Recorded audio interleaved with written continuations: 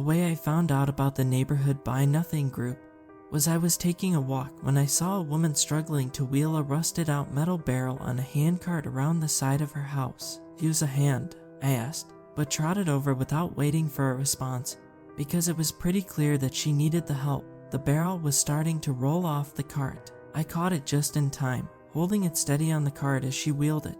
It was heavier than I expected, heavier than it looked. "Thanks," she said, stopping at the edge of the driveway. "What's in this thing? Rocks?" I was joking, but it turned out I wasn't far off.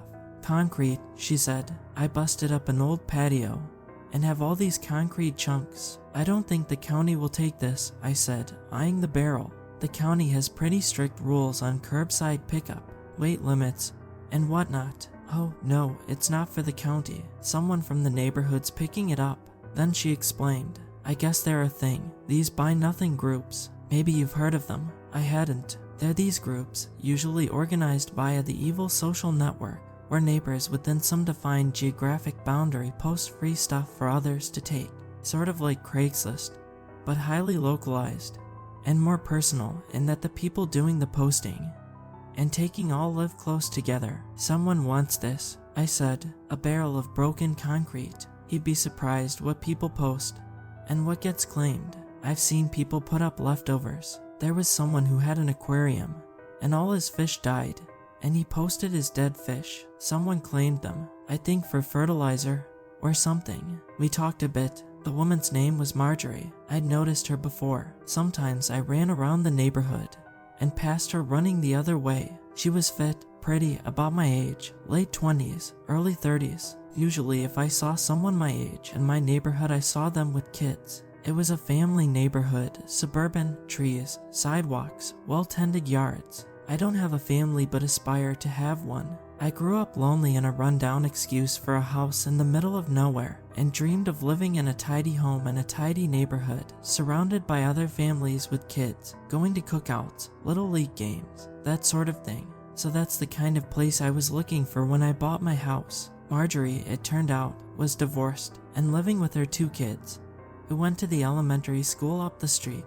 I told her it was nice to meet her and that I'd see her around. I hoped I would, and there was a decent chance. Besides running a couple times a week, I walked through the neighborhood almost every day, weather permitting. I work from home, and it helps punctuate the routine. After work that evening, I dusted off my evil social network profile and joined the Buy Nothing group. Marjorie was right. People posted all kinds of weird stuff. Outdated calendars, used cosmetics, obsolete electronics, incomplete puzzles, scraps of wrapping paper, empty pickle jars. Even weirder was that people claimed these things. I began following the group and its postings. I knew a good number of people in the neighborhood, but only in a wave-high kind of way. I'm pretty outgoing and quick to chat someone up if given a chance, but there weren't too many chances. So this was how I came to know my neighbors, by the unusual stuff they claimed in the Buy Nothing group. Like, why did Dale Mayberry need so many bungee cords, and did the reason have anything to do with the bag of marbles he also claimed? Or why did Lisa Springfield want a whole box of zip ties? I'm not using real names here, protecting the innocent, and all that. The point is that I began to understand personalities according to the placement of value where you might not expect it. The names, the real ones, became familiar to me, to the point where I began making associations with them and with the little thumbnail pictures that appeared beside them, which is why I noticed, maybe 6-9 months after joining the group, when half a dozen new users started participating all at once. Never as posters, always as claimants. I'd never seen the names before, but suddenly they were snatching up everything, without rhyme or reason, it seemed to me. Expired cans of fruit, storm windows, someone's old putter that had a kink in the middle of it. I had no way of knowing that this was the initial indication of something terrible about to happen, that the wheels had been set in motion. I wonder, though, if things might have taken a slightly different course if I hadn't been following the group's activity so intently. The first time I saw the man, I didn't think much of it. I was on my daily walk and saw him pick up a standing lamp from the end of someone's driveway and load it into the trunk of his car. I'd seen the lamp listed on the Buy Nothing group and seen it claimed by one of the new people. Let's say the name was Joe Blank. I figured this was him. He was squat, stocky, bearded, with a head full of bushy hair. Nothing so remarkable about him. He drove away before I got close enough to wave hello. A few days later, I was walking when I saw him again, this time in a different car, wearing a flat cap and glasses, loading a box of old barbecue tools into it. This time, I caught the man's eye and waved. Without acknowledgement, he scuttled into his car and drove off. What was weird was that I was pretty sure I'd seen this box of stuff claimed by someone other than Joe Blank. By one of the other new people, we'll call him Fred Fredericks. I verified this when I got home, and now that I was looking, I noticed that neither the thumbnails of Joe Blank nor Fred Fredericks looked anything like the guy I'd seen. In retrospect, this is where I should have minded my own business. Instead, I began observing this guy. For the next couple of weeks, every time one of the new people claimed something on the Buy Nothing group, I went and scoped out the pickup. That is, every time that I knew where the pickup would be, which was most times. See, between my months of participation in the group and my daily walks, I'd made enough associations between stuff I'd seen posted and stuff I'd seen set out at the end of driveways to link certain names with certain driveways. Maybe that sounds stalkery, but it wasn't like I'd done this on purpose, it just kind of happened. Anyway, I started timing and routing my daily walks to observe this guy on his pickups. Sometimes he had a beard, sometimes he didn't. Sometimes he had a mustache, sometimes he was bald, sometimes he wore a hat, sometimes glasses, but it was always unmistakably him. He drove one of half a dozen cars, broken garden shears, a mounted deer head, a box of forsaken baby dolls. I was a little surprised that nobody else in the group seemed to realize that these newly added neighbors had been claiming everything in recent weeks. Then again, other people probably weren't following the group so closely they didn't use it, as I did, to foster a sense of neighborly connection, which was kind of ironic, given that this neighborhood aspect was supposedly what distinguished a Buy Nothing group from classifieds, or whatever other methods people use to unload junk. More new people joined the group and began claiming things, and I suspected these two were the man. In the spirit of experiment, I decided to post some stuff to see who'd claim it. I'd posted things before since joining the group, though I'd never claimed anything. I went through my house. In the basement, I found an extension cord I'd been meaning to replace. It was the long outdoor cord I used for my Christmas lights, and over time the sheathing where the cord meets the plug had worn away, so that I'd had to wrap that spot in electrical tape. I posted it, pointing out this defect, and one of the new accounts claimed it. I set it in a box at the end of the driveway, and later watched through the front window as the man came and picked it up. A couple days later, I posted some painting equipment that I figured I wouldn't need anytime soon. A brush, a roller tray. The man came for these, too, in a different car. Finally, I decided to talk to him. I looked around for something else to post, but the problem is that I don't have a lot of stuff, and really nothing in the way of junk. Except no, that wasn't exactly true. Like everyone, I had a little bit of junk in a drawer in my kitchen, the junk drawer. So that's what I posted, contents of my junk drawer. Not sure exactly what's in there, but I've been meaning to clean it out. And whatever's in there you can have. I included a snapshot. It was true that I'd been meaning to clean it out. I tipped it over a box and watched what fell out. The typical stuff: takeout menus, spent disposable lighters, paper clips, rubber bands, unimportant odds and ends. One of the man's accounts claimed it. When I set the box at the end of the driveway, I set it a few steps away from the curb to buy myself time, and I watched carefully out the window so that I'd see him pull up. Sure enough, a couple hours later he arrived in one of his cars. As he approached the box, I dashed out to intercept him. "Hi there," I said. He picked up the box and turned away. "Hey, sorry," I continued, grasping for something to say that would stop him. I think I might have accidentally put something in there that I need to. But he was already in the car, slamming the door, and a moment later was disappearing down the street.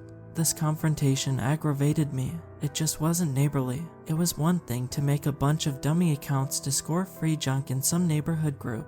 None of it was valuable, after all. Only it was another thing to be rude about it. What if I'd really forgotten something of value in that box? Which is why I did what I did next. I shouldn't have, but I was angry. I'd already been tracking the man's actions, to some extent, albeit on foot. There was nothing to stop me, however, from tracking them more extensively. I just had to make myself mobile. The next time I went to observe one of his pickups, a set of mismatched silverware, I did so from my car, parked inconspicuously down the street from the end of the driveway, where I knew he'd arrive.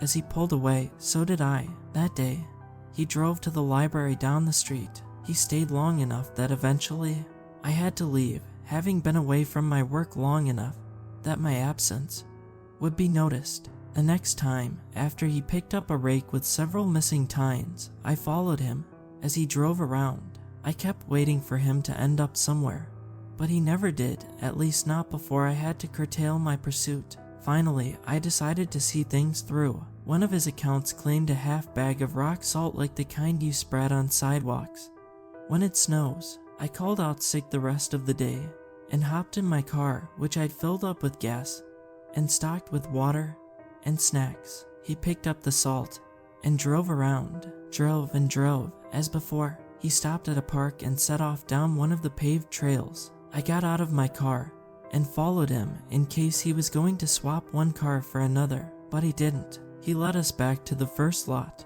and when he got back in his car, I got back in mine, continuing to follow him as he set off again. Evening fell as he continued driving. Finally, he stopped right back where we'd started, my neighborhood. He parked by a playground before setting off down the sidewalk on foot. I parked down the block and followed. It was a pretty big neighborhood. Maybe he lived here after all, but this began to seem less likely as he veered from the sidewalk and began walking through backyards. Well, not exactly through them, more like between them, along property lines and easements. Several times he stopped to watch one house or another. All the windows were bright against the night, everything inside clearly visible. People going about their evening business, making dinner, watching TV, kids doing homework, the usual domestic stuff.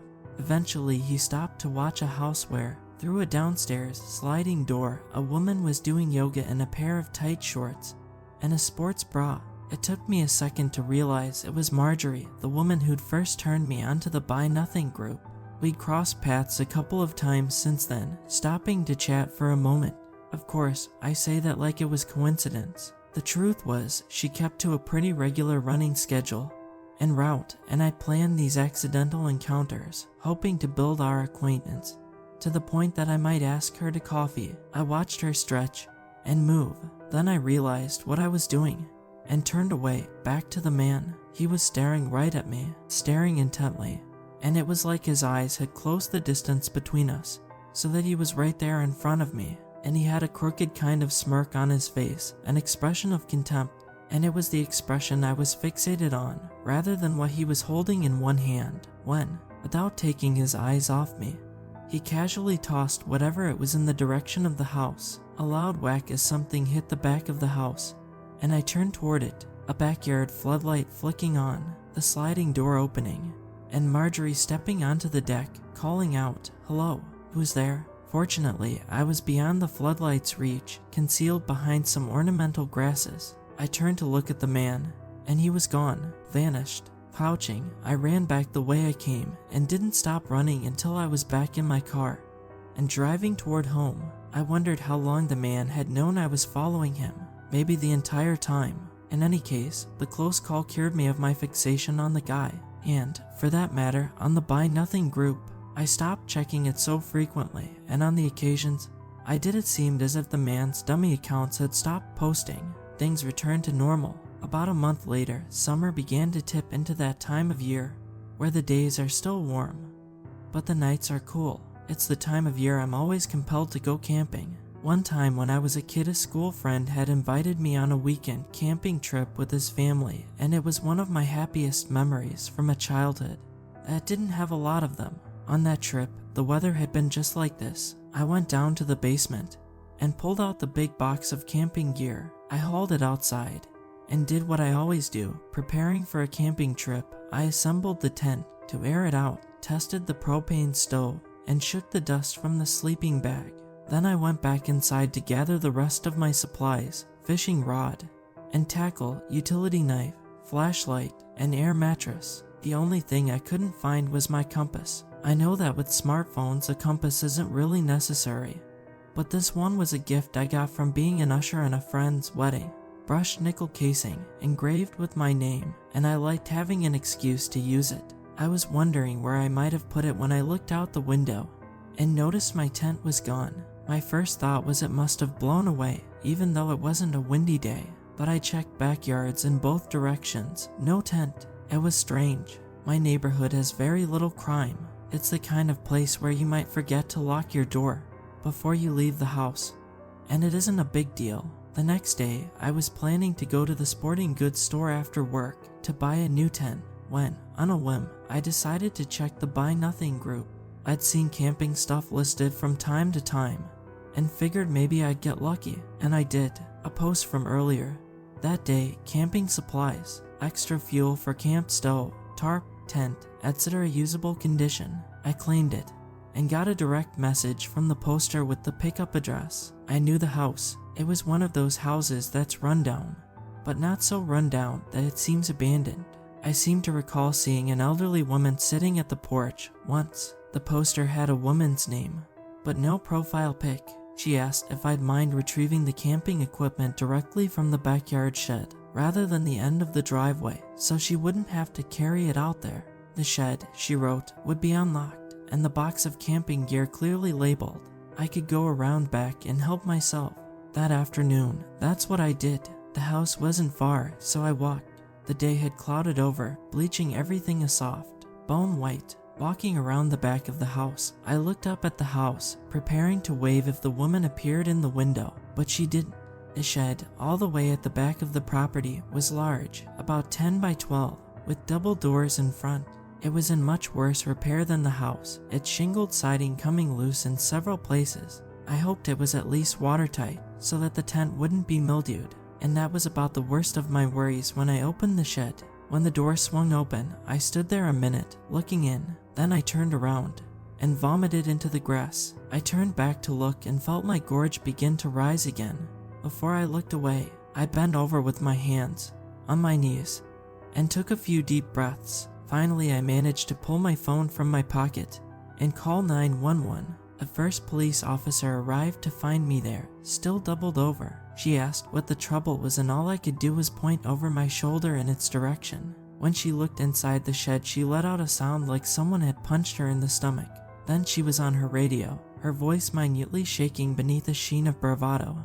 As she let loose with a stream of cop talk I couldn't bring myself to follow. Soon the yard was a swarm of police and EMTs. The police had a lot of questions. I didn't blame them. I did too, but only the police did the asking. I answered as best I could. I found myself explaining the nature of the Buy Nothing group.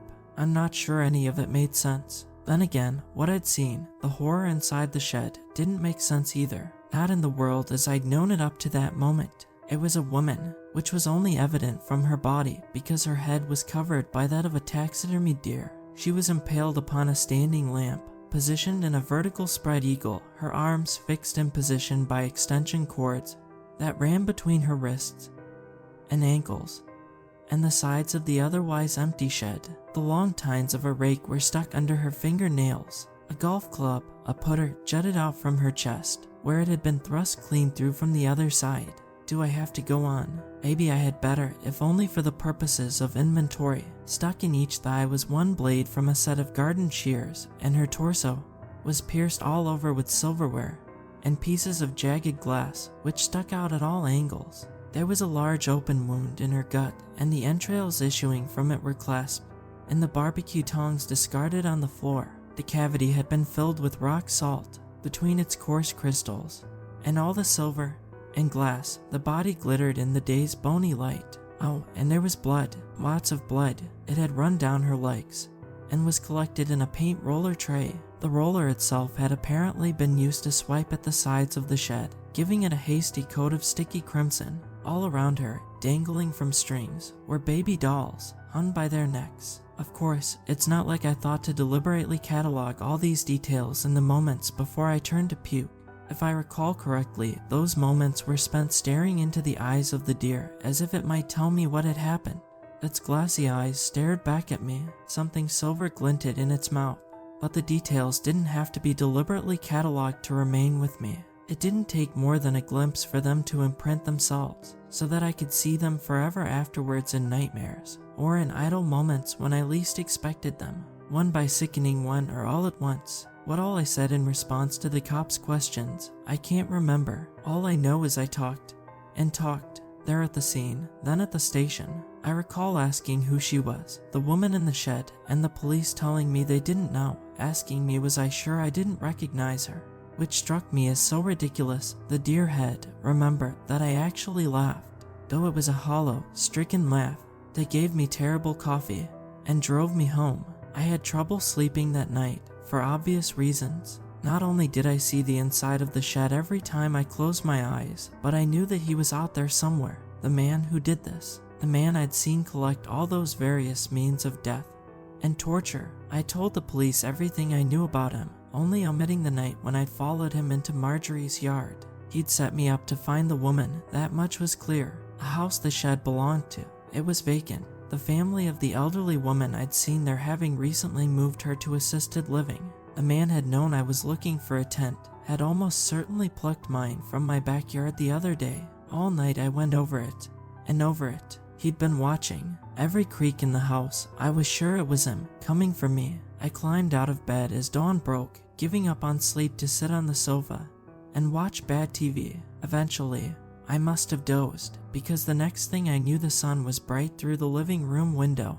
and someone was knocking loudly at the door. I shuffled over. Police, I heard. Open up, I heard, or something to that effect. Opening the door, I expected to see a detective or two. Instead, I was greeted by whatever you call a bunch of police, a platoon, a herd. I was still half sleeping and trying to make sense of it when someone grabbed me and slapped handcuffs on me and pushed me across my lawn into the back of a squad car to sit and wait and watch. They had a search warrant. For some reason, people in matching police department windbreakers flooded into my house. After a time, they came out with bags, little bags, big bags. A man and woman in plainclothes seemed to be in charge. Windbreakers came up to talk to them in various combinations. On the other side of the squad car from all this activity, my neighbors had begun to gather and gawk.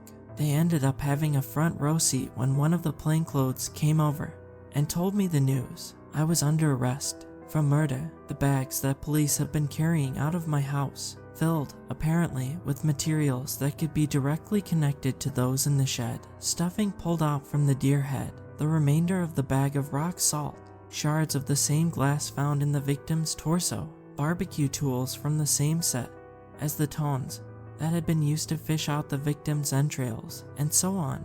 All of this discovered in my basement. Presumably the man had planted them there while I'd been vomiting and talking to police beside the shed. The neighborhood being so safe, I hadn't thought to lock the door when I'd gone to pick up the camping gear. But why had the police searched my house in the first place? Well, because they hadn't followed up on what I'd told them about the Buy Nothing group, about the man, and how he'd collected all the items found in the shed. They'd assumed the story to be something I made up to deflect suspicion from myself. Suspicion based on their analysis of the crime scene, because that glint of silver I'd noticed in the deer head's mouth, my brushed nickel compass, the one engraved with my name, I guess it had been in the junk drawer. Police had inferred some significance from the fact that it was found in the deer's mouth, given that, on top of everything else, the victim had botulism poisoning. Cans of food, if dented, bred the toxin, causing the cans to bulge. And it just so happened that dented cans of expired fruit with the telltale bulge were also found in my basement, along with everything else. None of this held up. Ultimately, I got a lawyer, and the cops got around to investigating the Buy Nothing group. They saw all the dummy accounts claiming the materials in question. For a while, they contended that I'd created the accounts. All activity associated with them could be traced via IP addresses to public computers at nearby county libraries. But this possibility too was dismissed after they finally identified the victim. She'd been reported as missing from a nice suburban neighborhood a few states away, a neighborhood where a similar case of torture and murder had taken place. The victim in that case, a woman from a nice suburban neighborhood in yet another state, which neighborhood, too, had seen the same kind of crime. And unlike this, a daisy chain of horror that federal investigators had known about for some time. Detectives remained interested in me, albeit for different reasons. I was the first person, it seems, to ever get a good look at the killer. The first person, also, to be implicated by him the way I had been when he planted everything in my basement. The prevailing theory is that these facts are related, that he'd implicated me precisely because he knew I'd noticed him and what he was doing. I think that's true. He knew I'd been observing him and began observing me, which is why he'd led me, that night, to the yard behind Marjorie's house. He'd seen me accidentally running into her around the neighborhood, had seen us chatting, and knew that I liked her, which is why I can't help but feel guilty. Like maybe if I'd minded my own business it wouldn't have happened, though I suppose it still would've, albeit to someone else. Because in the short time the police were focused on me and what was in my basement, Marjorie went missing.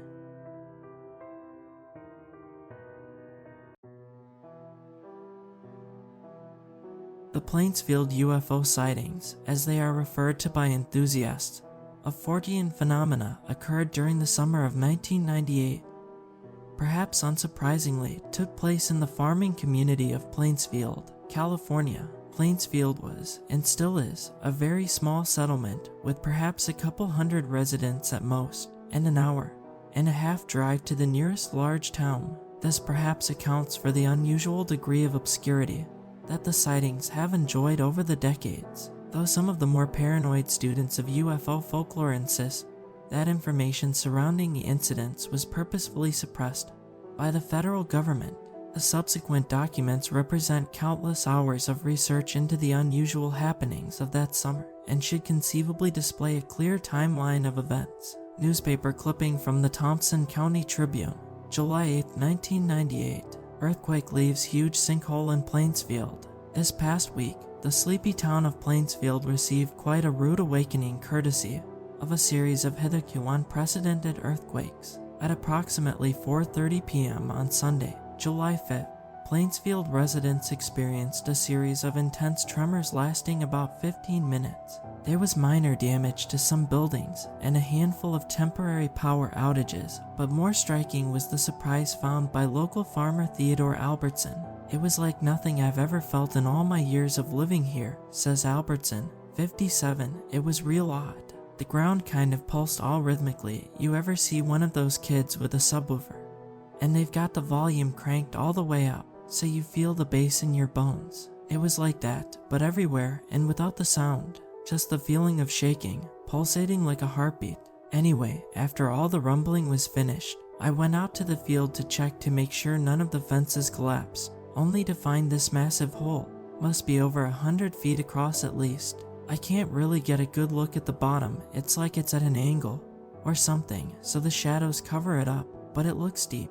Theodore has expressed some interest in turning the hole into a tourist attraction, but some Plainsfield residents have expressed doubts as to its profitability. I don't see what's so interesting about a great big hole in the ground, says Rebecca Carlton, 65. Besides, just being near it makes me feel sick, and if I look down there for too long it makes my ears ring something awful. Lord knows why. If you ask me, he ought to get it filled up with cement. Statement of Jessica May, mailed to the California Unidentified Flying Object Society, July 10, 1998.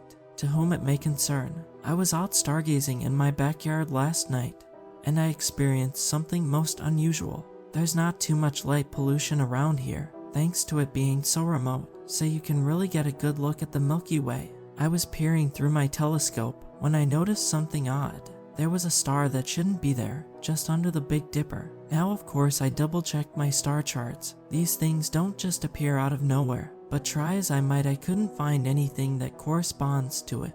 I was starting to get a bit excited. I mean, who gets a chance to find a whole new star? But before I could go put in a call to the nearest university, the damn thing moved.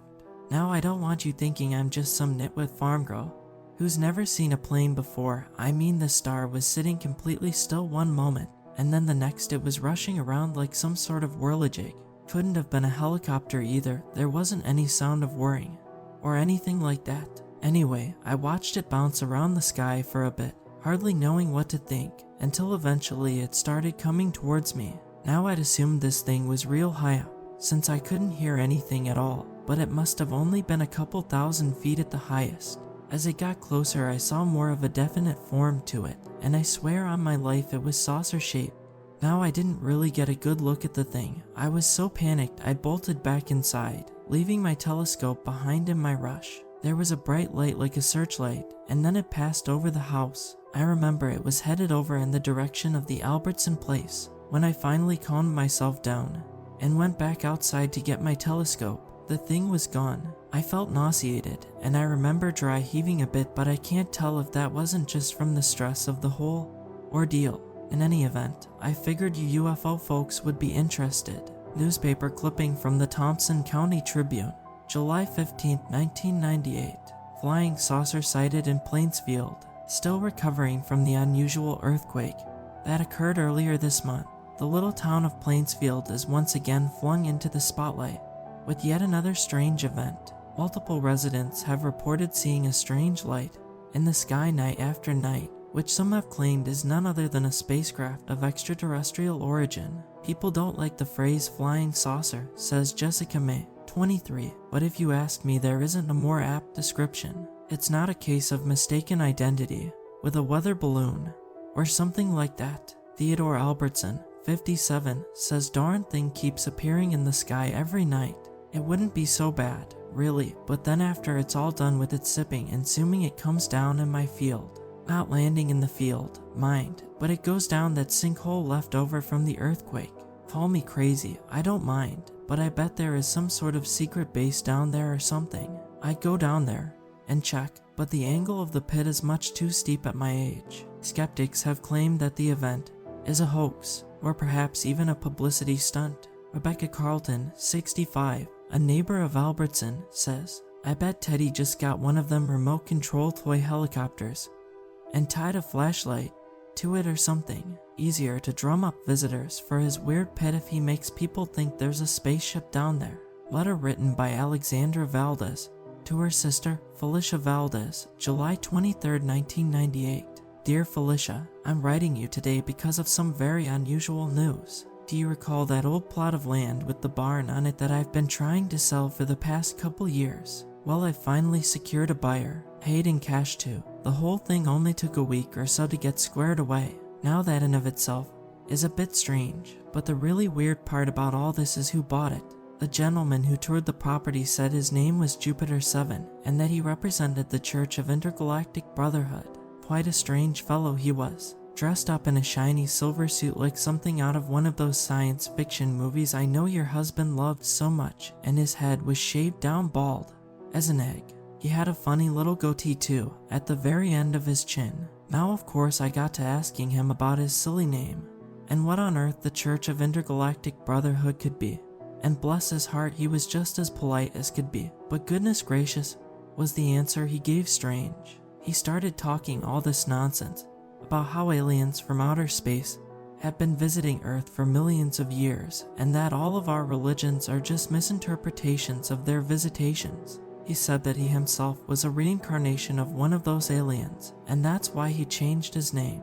Now you know me, Felicia, I'm not one to go judging folks for their faith or lack thereof, but I'll be honest with you, it took a lot of effort to keep from laughing. I managed to keep my sense of decorum for politeness' sake, but wow. Anyway, I asked him what he and his so-called church wanted with my barn, and he said that our little town of Plainsfield was in the middle of a visitation from beings from another world. Now I bet you've already heard about how recently some of my more impressionable neighbors have claimed to see some strange lights up in the sky recently, but I never would have guessed that it would lead to our very own UFO cult.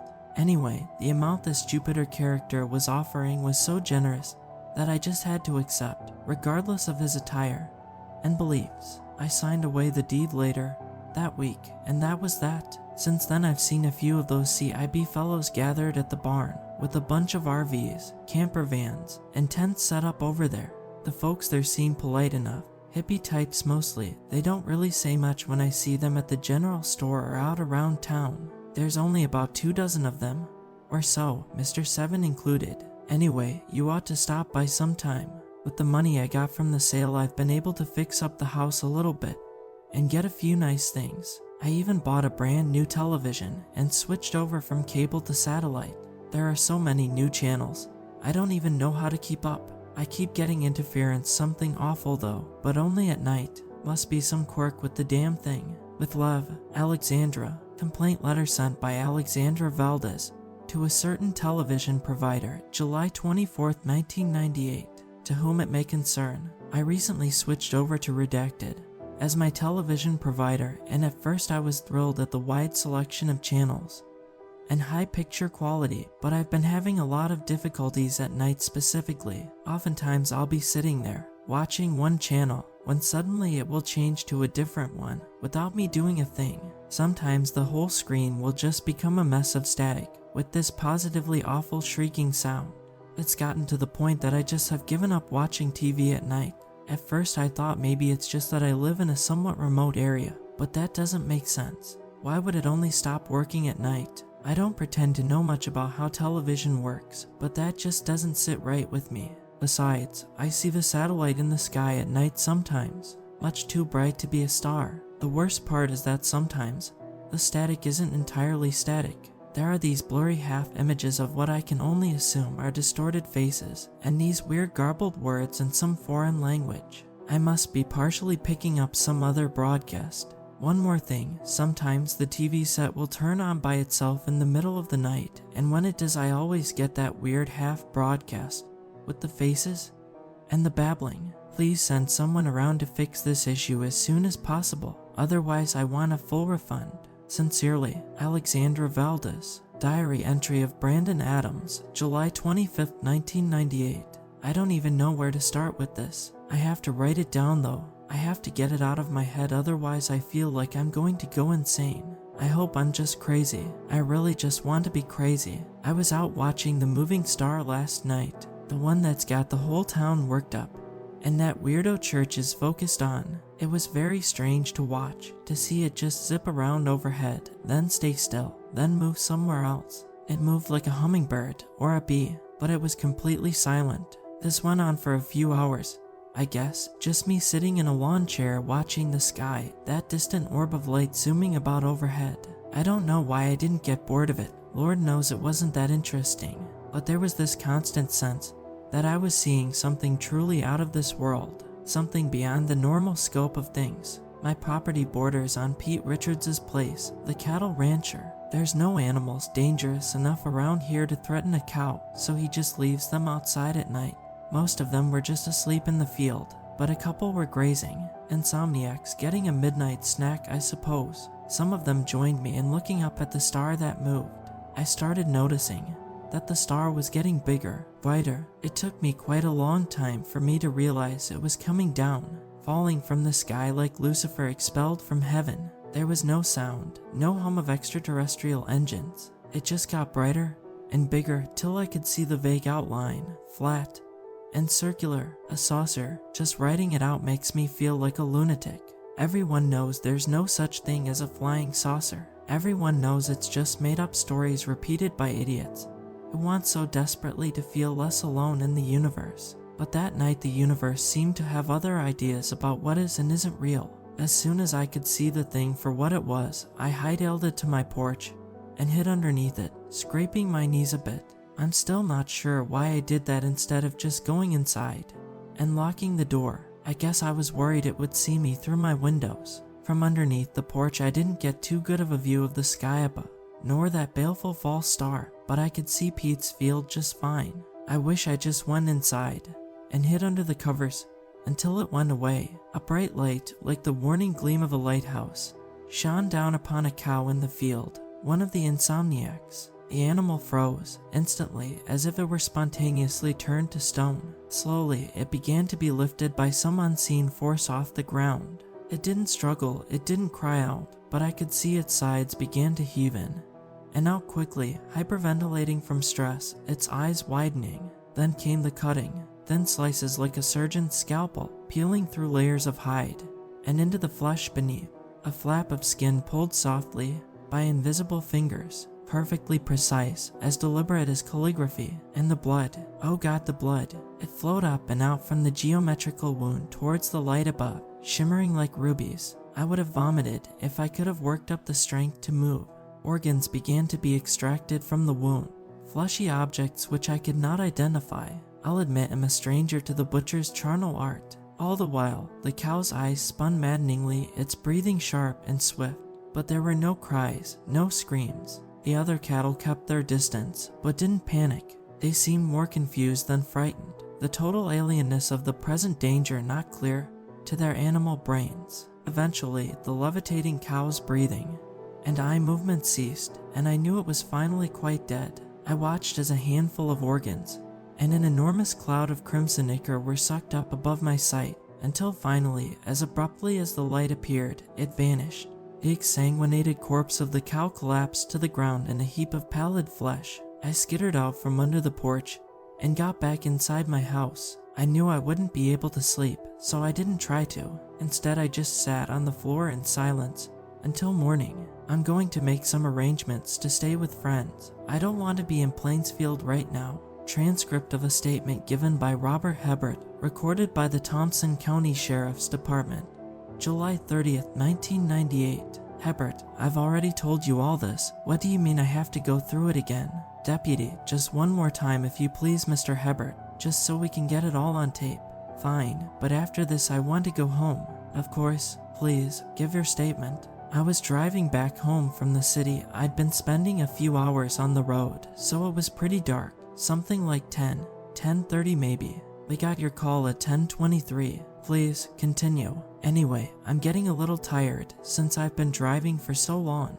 Nearly dozing off if I'm being completely honest here. Must have closed my eyes for a second because all of a sudden there was this pile in the center of the road. God, I don't want to think about it. Please continue. We just need it on tape. Then you can go home. Alright, just give me a second. Take your time. I didn't really know what I was looking at first. I was pretty out of it, you know, but I get out of the car to try and get a better idea of what I was seeing, and it was a mound of bodies, about a dozen of them, human ones, all broken, and bent like a pile of puppets with their strings cut. Did you recognize any of them? Not by name, but they were all those cult folks, the Church of Intergalactic Brotherhood, or whatever it's called. It took me a while before I realized one of them was still breathing. A girl, maybe 17, 18, on top of the rest. She looked like every bone in her body was broken, but she was still alive.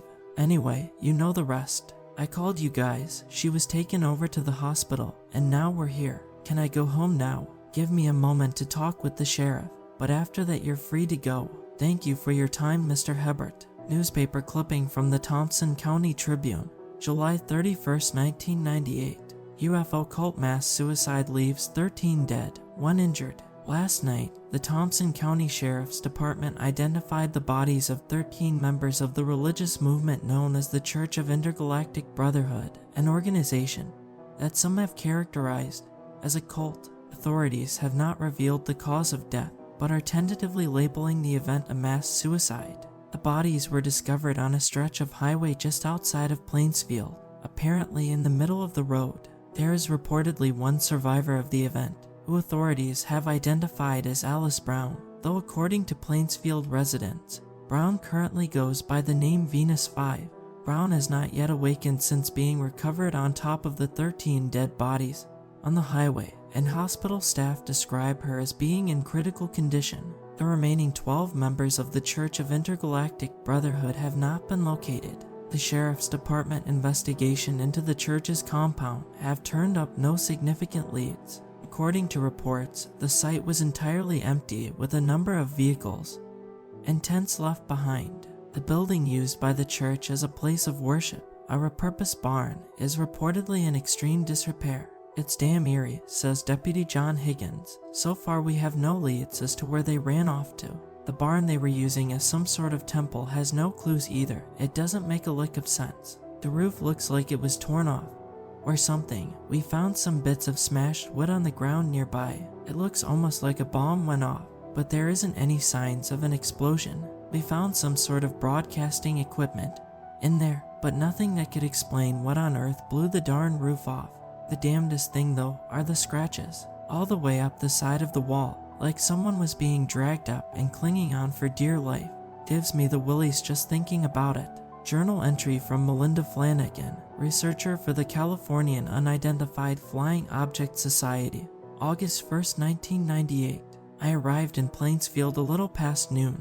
It is a ludicrously tiny town, little more than a main street, and a few acres of farmland. It's one of those places that might be completely left off a map, and nobody would even notice. I had a conversation with Ms. May about her UFO sighting in a rundown old diner that looked like it hadn't changed since the mid-50s. The discussion was neither particularly illuminating nor particularly interesting. She didn't tell me anything she hadn't already said in the letter she has previously sent, and when I asked her if she'd seen the object since her initial sighting, she reported that she hadn't, and had in fact been avoiding stargazing since the incident.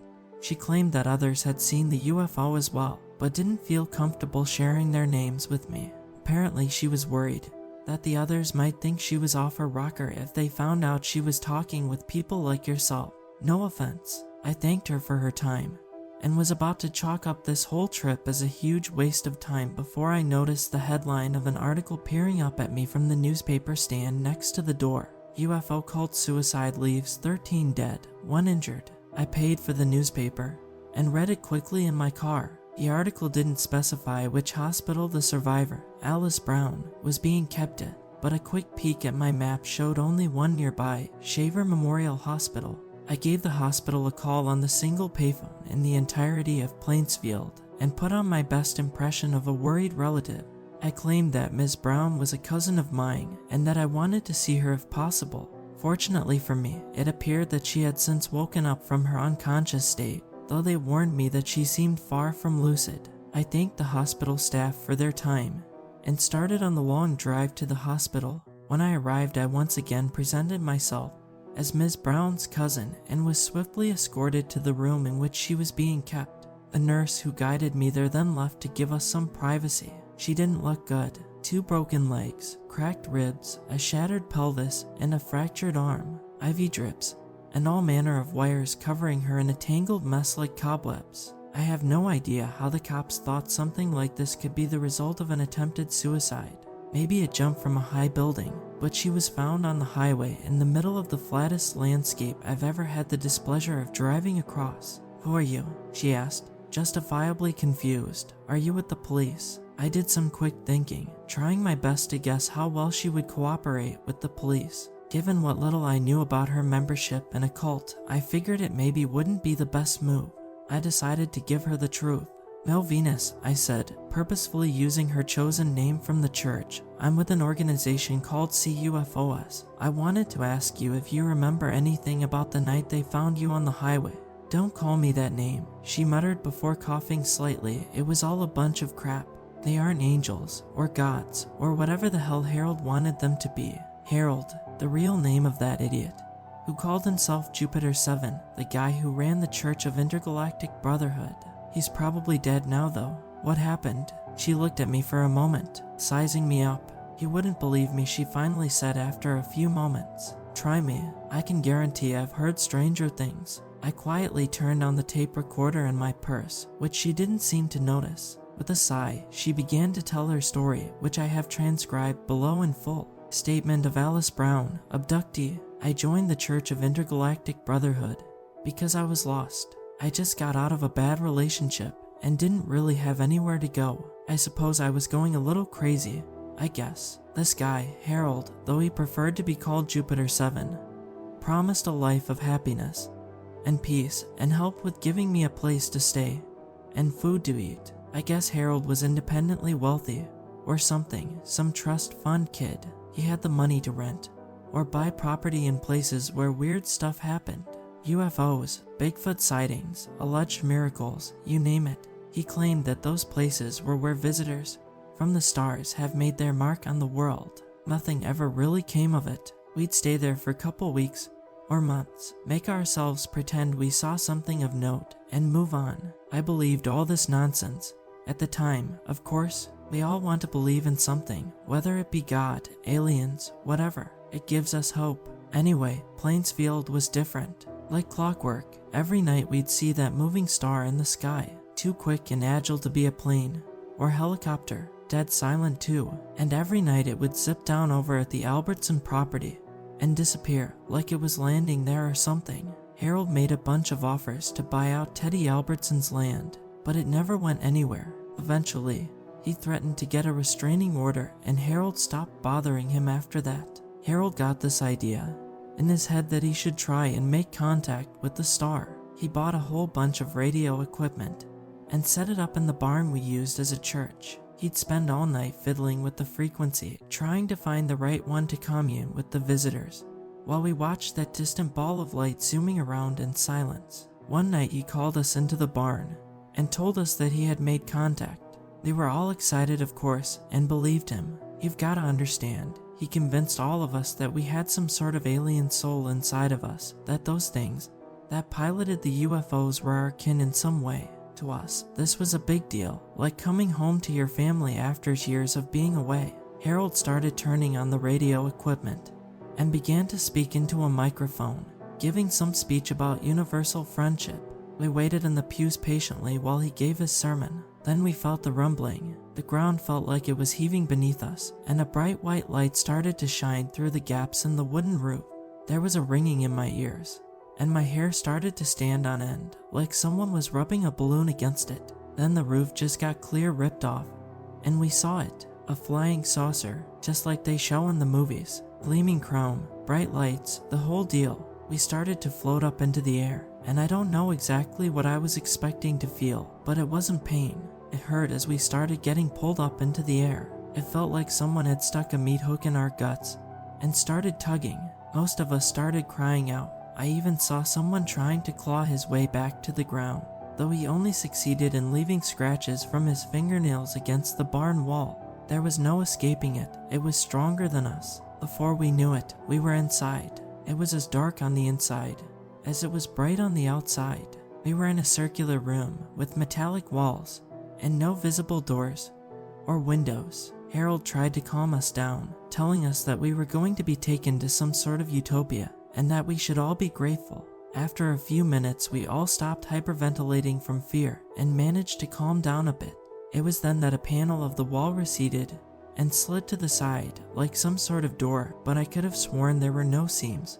When I last looked, out of that door came a being. Based on what Harold had told us about the beings which visited this planet, I was expecting a tall, beautiful creature shining with radiant light. This was quite the opposite.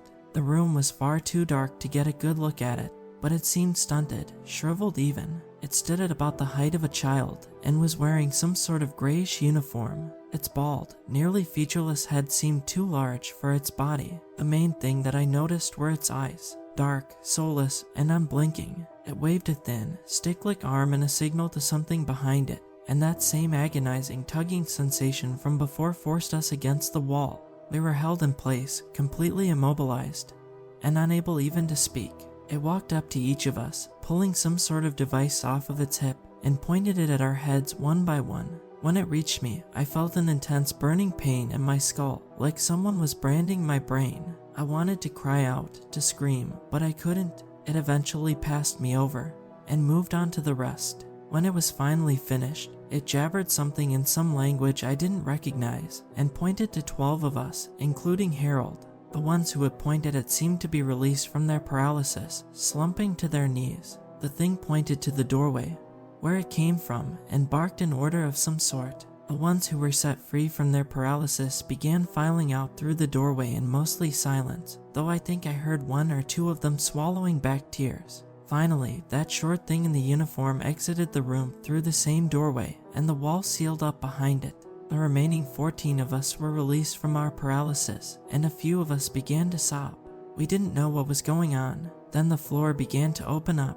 It was like a camera aperture, but slower. We heard metal scrape on metal as we saw a hole in the center of the room expand, revealing the landscape far below. We all clung to the rapidly diminishing edge, screaming to be saved, until finally, there was nothing left to cling to. I remember falling, watching the saucer speed away in the distance, rapidly descending towards the Albertson farm. I recall wondering to myself, as I fell, time seeming to slow to a crawl, if they're supposed to be from outer space, why do they keep on flying down to that sinkhole? That's all I remember before I woke up here. Journal entry from Melinda Flanagan, researcher for the Californian Unidentified Flying Object Society. August 2, 1998. After my exciting conversation with Ms. Brown yesterday, I had to retire to a nearby hotel. The nurses insisted she needed her rest. If what she told me was true, she certainly did. The next day, however, I came across an unusual sight. As I pulled into the hospital parking lot, Ms. Brown was in a stretcher, evidently either sedated or comatose, and being carried into the back of an unmarked black van by two men in suits. I got out of the car quickly and approached the men, asking what they were doing with my cousin. The taller of the two men, bald with a well-kept goatee, turned mechanically towards me and smiled blandly, though I could tell there was no mirth behind the black sunglasses that obscured his eyes. "She is very sick, sir or ma'am. We are taking her to a special facility. She will receive excellent care. Do not be afraid." Those were his exact words. He spoke them with all the warmth and sincerity of a meat grinder. I was dumbfounded as he and his companion finished loading Ms. Brown into the back of the van. I could have sworn there seemed to be something wrong with the top of the man's head. It looked like a very thin white line around the circumference, but it was far too faint to tell for sure. I tried to protest as they shut the doors to the back of the van and clambered into the front seats, but they acted like I wasn't even there. They drove off, and I was left alone in the parking lot with a pit at the bottom of my stomach. I'm heading back home tonight, and I hope to God I never have to come back here. Something about those men makes the hair on the back of my neck stand on end just thinking about them. I have a feeling that Alice Brown is gone for good. After the disappearance of Alice Brown, there have been no more UFO sightings in Plainsfield. The sinkhole in Theodore Albertson's field collapsed, seemingly of its own accord, on August 4, 1998. The location of the missing 12 members of the Church of Intergalactic Brotherhood remains unknown. Certain elements of the incident, such as the unusual earthquake, appearance of the entity encountered by Ms. Brown, and the bizarre behavior of the man encountered by Ms. Flanagan, correspond closely with the Stevensville incidents of 1987, but the significance of these similarities is unknown.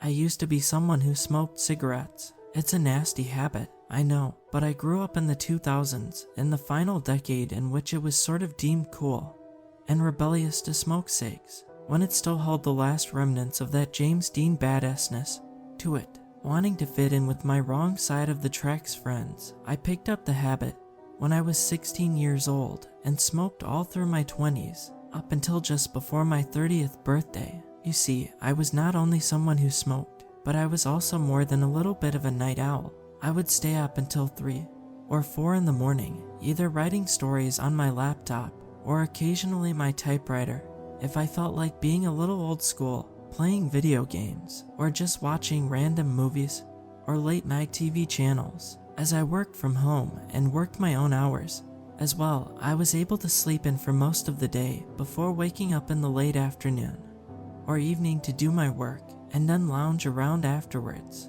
And since I didn't exactly have what you'd call a healthy social life, it seemed to work.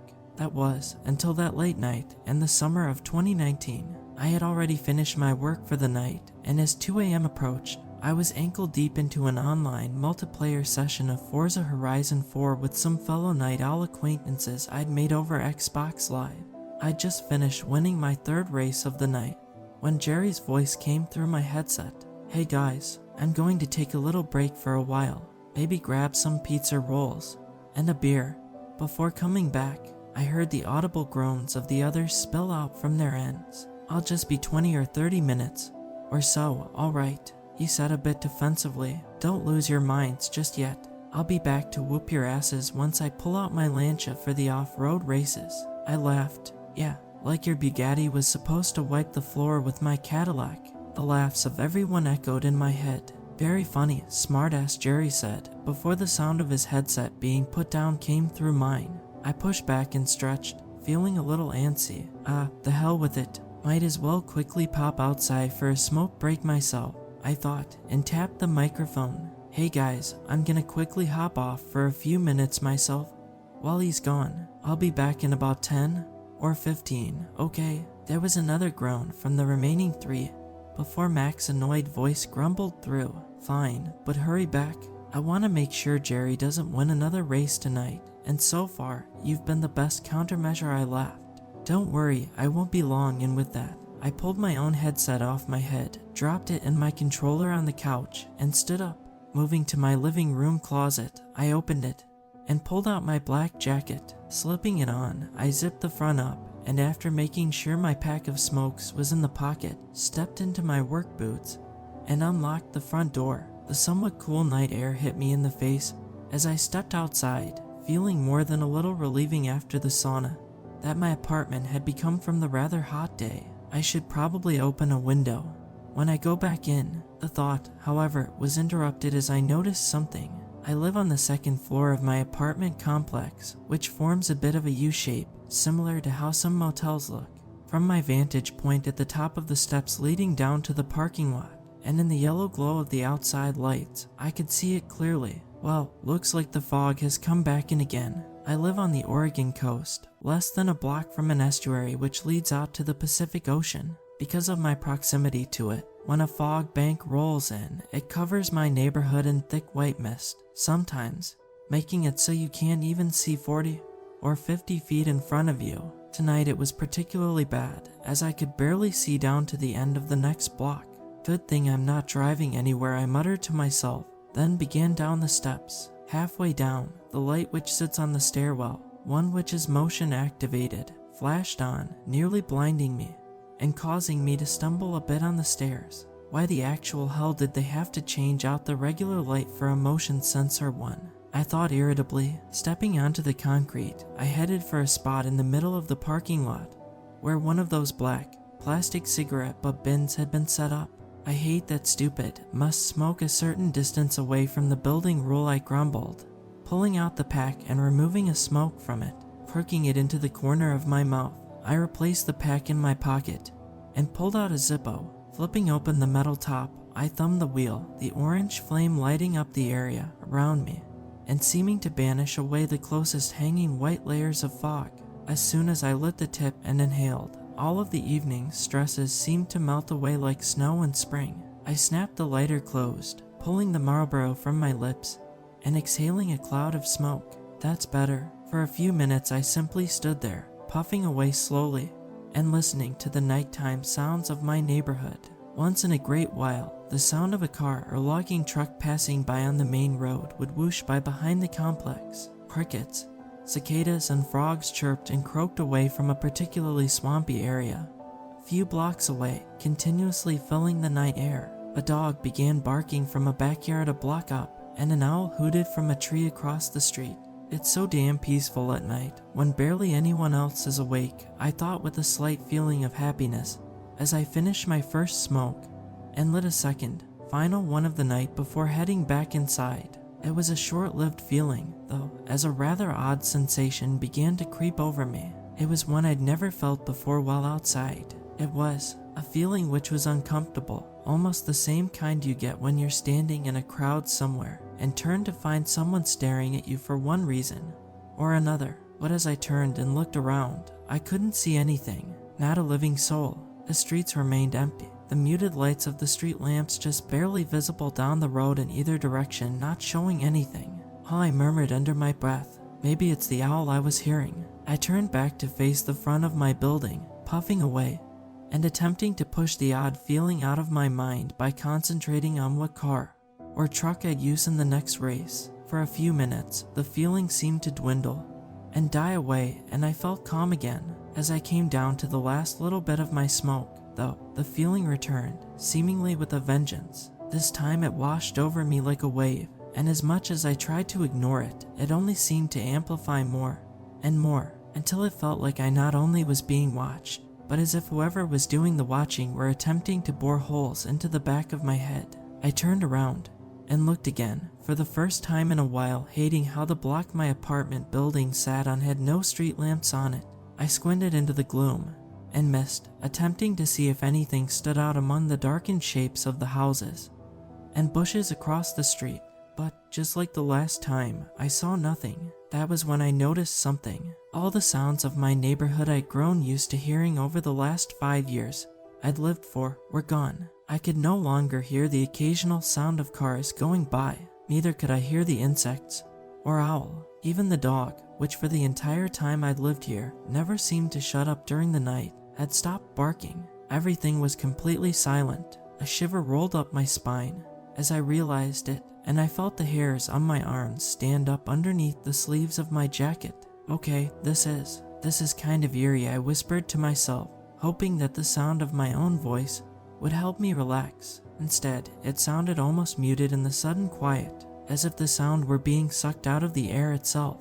Okay, this ain't kosher anymore, man, I thought. Scraping the butt on the ground to extinguish the embers, I dropped both butts into the bin and began walking back towards the stairs. As I reached the halfway point, something caught my eye, which made me look up and back down the street. Diagonally across from me was the darkened shape of Banner Bank, only barely illuminated by the dim lights from inside, and a single lamp over the parking lot. The dim orange glow of the high-pressure sodium lamp barely lit the area by the sign, but it was enough to clearly see what I thought I had. It looked like the outline of a human figure, though I couldn't tell from this distance whether it was a man or a woman. All I could see was the vague shape, the swirling white mist surrounding it. Almost as soon as my eyes met it, the figure raised one of its arms and began waving, seemingly at me. The hell, I muttered. I couldn't figure who'd be out this late who I'd know. I wonder if it's Tasha. Tasha was a girl I'd known since I'd moved to town. Someone who floated from couch to couch, not having a home of her own. Sometimes it meant she'd end up on the street for the night, and as I watched the figure continue to wave at me, I wondered if she'd been kicked out of her latest crash pad again. I'd let her stay at my place before, and if it indeed was her, I'd let her stay the night again. My thoughts were interrupted as the figure stopped waving. It didn't go still, though. Instead, it began to gesture for me to come over. A part of me felt, no, almost screamed at me to just turn around and head inside. But the part of me that, no matter what, always told me to do the right thing, said I should at least move a little closer to know whether it was my friend or not. So, trying to ignore the feeling of still being watched as well as the voice inside my head, I sighed and stepped out of the range of my building's lights. I moved to the curb, hoping that the short amount of distance I'd moved would make the figure more visible, but they were still muted and indistinguishable in the fog. I let out a small mixture of a groan and a sigh and reluctantly stepped off the curb and down onto the street, looking around on instinct for cars. Even though I knew I wouldn't see any, I took a few steps until I was almost in the middle of the four-way intersection, less than 100 feet from the bank's parking lot. Looking up into the almost blinding glare of the overhead street light, I blinked my eyes a few times to fight away the spots which appeared in my vision and focus my vision on the figure. As I did, though, a wave of confusion crashed over me. The figure had gone back to waving at me as if it were trying to snag my attention again. For some reason, I couldn't put my finger on it. Something about it just seemed wrong. Trying to place what it was, I absent-mindedly took a few steps forward. Now I was directly in the middle of the intersection, and I stopped. Something strong inside myself told me to go no further than this, and this time, I listened to it. I stopped, then looked back at the figure. It was now gesturing for me to join it again. A lightning bolt seemed to flash up my spine, and I let out an audible gasp as I finally realized what had felt off about the figure. They were doing the exact same gestures they had the first time. And I don't mean that they were just repeating the pattern of waving, then gesturing, though that in itself was eerie enough. No, they were repeating the gestures exactly as they had before. No person can perfectly replicate the exact same gesture twice, as each time something new happens, whether it's the shake of the fingers, movement of clothing, or amount the arm is extended. But this figure was doing it as perfectly as if it were an animatronic on a theme park ride. Another shiver zapped up my spine, and I instinctively took a step backwards, away from it. Two things happened simultaneously in that moment. The first was, the figure almost instantly stopped waving and gesturing, its arm dropping to its side, making it look like more of the vague outline of a person than a person itself. The second was the feeling of being watched crescendoed, seeming to feel as though it were coming from every direction. I froze, suddenly feeling like a deer caught in the headlights of a car, or the exact type of dumbass in a horror flick which you spend most of the movie yelling at for being stupid enough to walk straight into their death. I swallowed hard. I didn't want to look away from the figure in front of me. I even more didn't want to look in the direction the new explosive feeling of being watched had come from. But I forced myself to, and I let out a sharp exhalation of breath at what I saw. About a block to my right, off in the mist, I saw a figure standing in the middle of the street, one which looked almost identical to the one ahead of me. I twisted around, looking behind me towards the main road. There was another identical figure just out of sight in the fog. A feeling of fear and dread rolled through me, and I shot a look to my left. Another figure stood there, also about a block away. Oh, damn. The two words kept repeating over and over in my head, and the feeling of dread intensified in my gut. Okay, time to go back inside. Zach, I stammered out, and looked back one final time at the figure in the bank parking lot. I almost screamed, clamping a hand over my mouth. I'd only taken my eyes off it for less than 2 or 3 seconds, and in that time, it had somehow moved forward silently to stand in the middle of the street ahead of me. I felt my heart pound furiously in my chest, and could hear the blood pumping through my ears.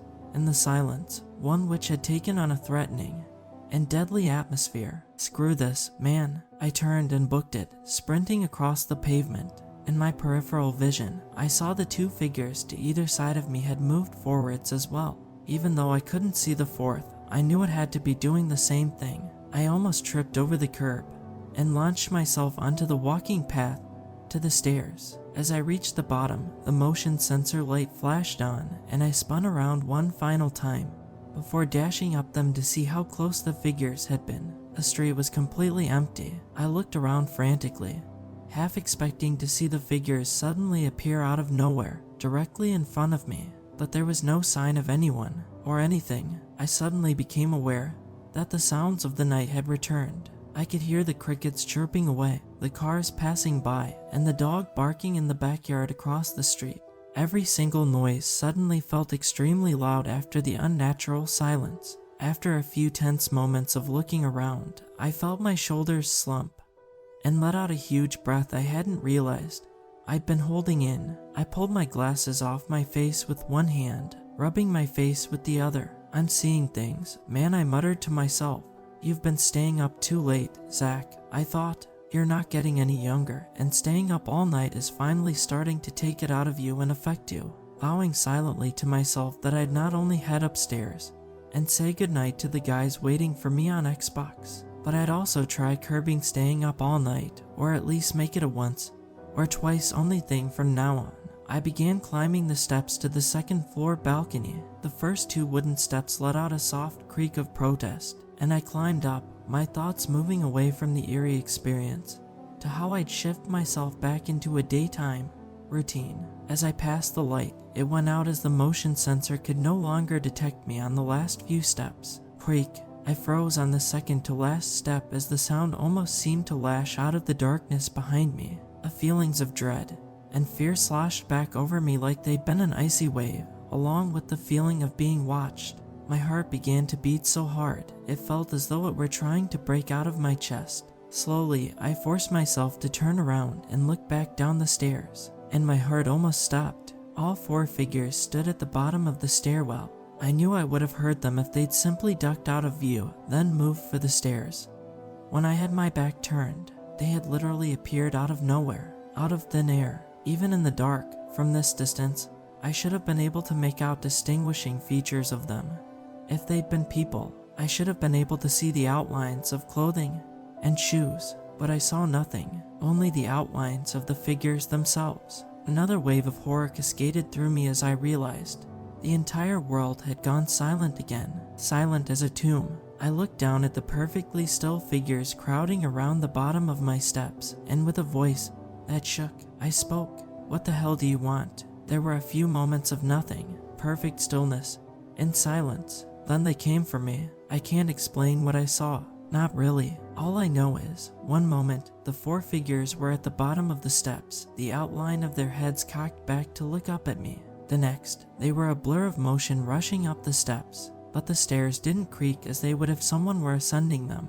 If a human were there, they never made a sound. It was as if they weren't touching the steps themselves. Even more poignant was the fact the light never flicked down with their movement, as if they couldn't be detected. To this day, I feel that if my apartment hadn't been the very first one at the top of the landing, I wouldn't have made it.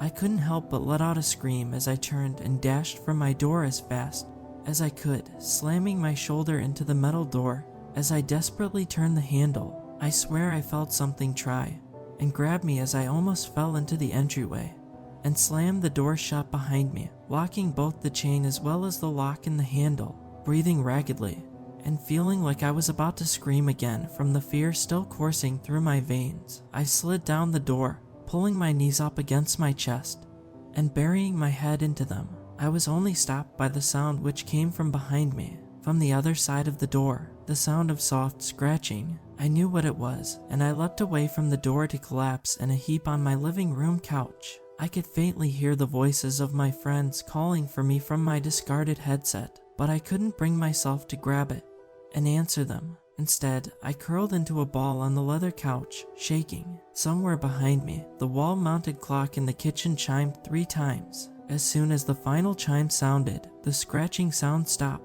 I stayed like that, curled up in a ball on the couch the rest of the night. That horrific night was 4 years ago. It was the very last night I stayed up late. After that, I made sure to be asleep before midnight. It seemed to change my life for the better, too. My physical health seemed to improve, and I was able to do my job so much better that I got a promotion. I also ended up quitting smoking after that night. The very next day, I crumpled the remaining pack of cigarettes I had and threw it and my lighter in the trash. After so many years of smoking, I ended up going cold turkey, and to this day, I've never had the urge to light up another one, not even when the most stressful moments of my day hits me. I honestly would have guessed that it wasn't the threat of dying of cancer or anything that got me to quit, but a supernatural, near-death experience. I honestly don't know what those things were, or why they decided to focus on me that night. And honestly, I don't want to. I've only just managed to be able to sleep without dreaming of those shapes anymore,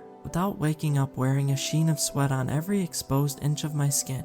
I still play with my online acquaintances in the evenings, and it's still fun to beat their asses at Forza and Doom, and I'm still living in the same apartment building. Even with my promotion, this is still the only place in town I can realistically afford, as everywhere else is over $1,000 a month in rent. Besides, inside here I feel safe, but I don't go outside after the sun goes down. Not anymore. As soon as I see the last remnants of daylight disappearing over the horizon in my kitchen window, the red glare almost seeming like a warning to me now, I make sure my front door is securely locked and close all of my blinds up tight.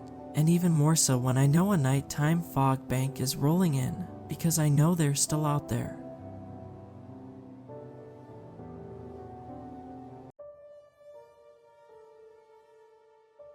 Brynhorn College is a very small country college plopped down quite literally in the middle of nowhere. With a student body that barely exceeds 500, it's basically a speck of dust among the miles of forest surrounding it. Many of my high school friends would have balked at the notion of attending a college that's 5 miles away from the closest town, but for my quiet, country-loving demeanor, it's perfect. So when I got my acceptance letter to Brynhorn College in April, I was ecstatic. The rush of packing, course selection, finding a roommate, and obtaining financial aid was stressful, as one would expect. But as soon as I set foot on campus, all of my stress melted away. I don't know what it is about this place, but everyone just seems happier here. The way people talk, the little skip in everyone's steps as they walk, the professors are all passionate. Even the food here tastes happier. Unless you come to Brynhorn College, it's hard to explain. But one thing's for certain, I had found my perfect match. As with all small colleges, however, Brynhorn College has little quirks that are also hard to explain. The main one is what we call periodic lockdown. Periodic lockdown is the kind of thing that seems ridiculous when you really think of it, but everyone is almost too afraid to joke about it because of how serious it's treated. I'd first heard about it during orientation. Until then, our orientation leaders had been all sunshine and rainbows, but a dark cloud came over their faces when periodic lockdown came up. If you can only remember one thing from orientation, remember this: whenever a periodic lockdown occurs, it must be taken seriously and must be adhered to, said Sam, one of my orientation leaders. Her liveliness, that had been there mere seconds ago, was gone. What's periodic lockdown? One of my orientation group mates asked. It's a period of time, usually around an hour or two, when everyone must stay inside their dorm rooms with the doors locked and lights turned off. Any violation of this rule will be met with instant expulsion. Myself and the other members of my group were taken aback. Part of me wondered if it was an elaborate prank to scare the freshmen. We moved on quickly from the topic, and it wasn't brought up again. But on the 1st of October, a few weeks after school started, my phone buzzed during chemistry. Brinhorn emergency notifications. A periodic lockdown is scheduled on October 2nd, 2 p.m. CST to 3 p.m. CST. You must be in your rooms at least 30 minutes before the lockdown begins. For additional preparations, please visit the school website.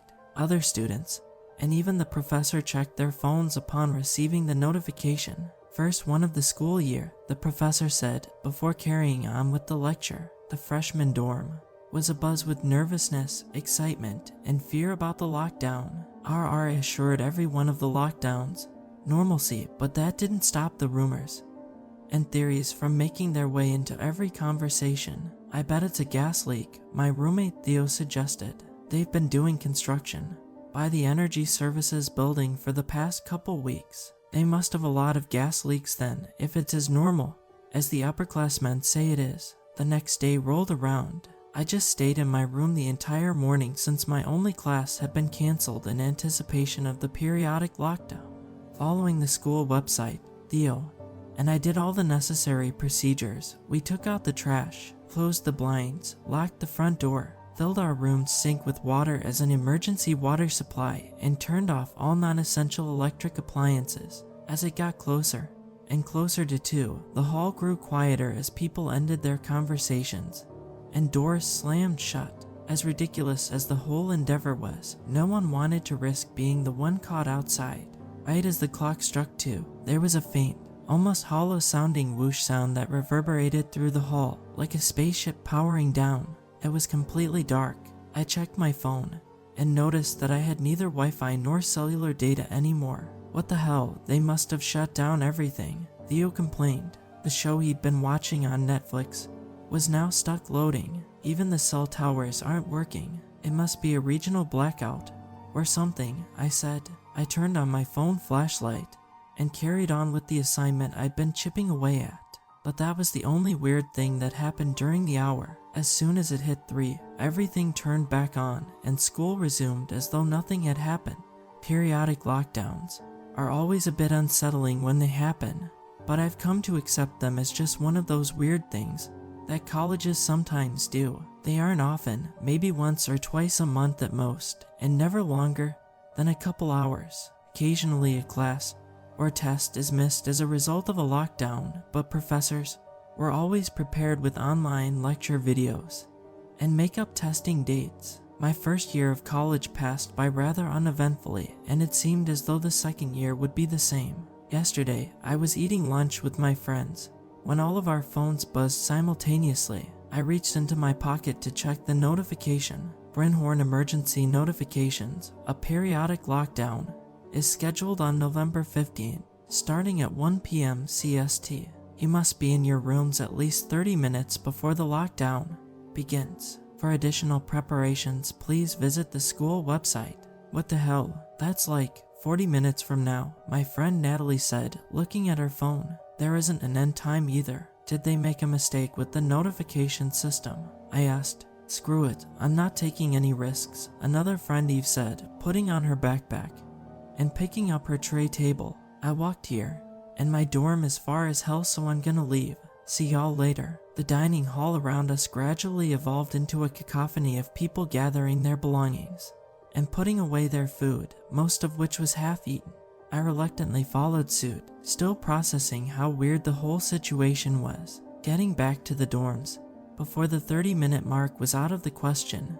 by this point, so why weren't we warned sooner? I was back at the dorms with 25 minutes to spare. The halls were shuddering with the sounds of doors slamming shut, people yelling, and locks clicking into place. I entered my room and began to go through the motions that had been ingrained in my head by that point. Closed the blinds, unplugged my computer, the fridge, locked the door. Just then my phone buzzed again. I checked it and saw a message from my roommate Theo. "Hey Brian, I got in a bike crash on my way back and the chain broke, so I might be a few minutes late. Could you leave the door unlocked so I can get in easily? Thanks." A small pit of dread grew in my stomach. What if he doesn't make it in time? I wondered, could he be expelled? Okay, but please hurry up if you can. There's like 15 minutes until the lockdown begins. I texted back. A minute later, Theo texted me again. "It's all good, man. There's no way they'd punish someone after springing it up on us like that, lol."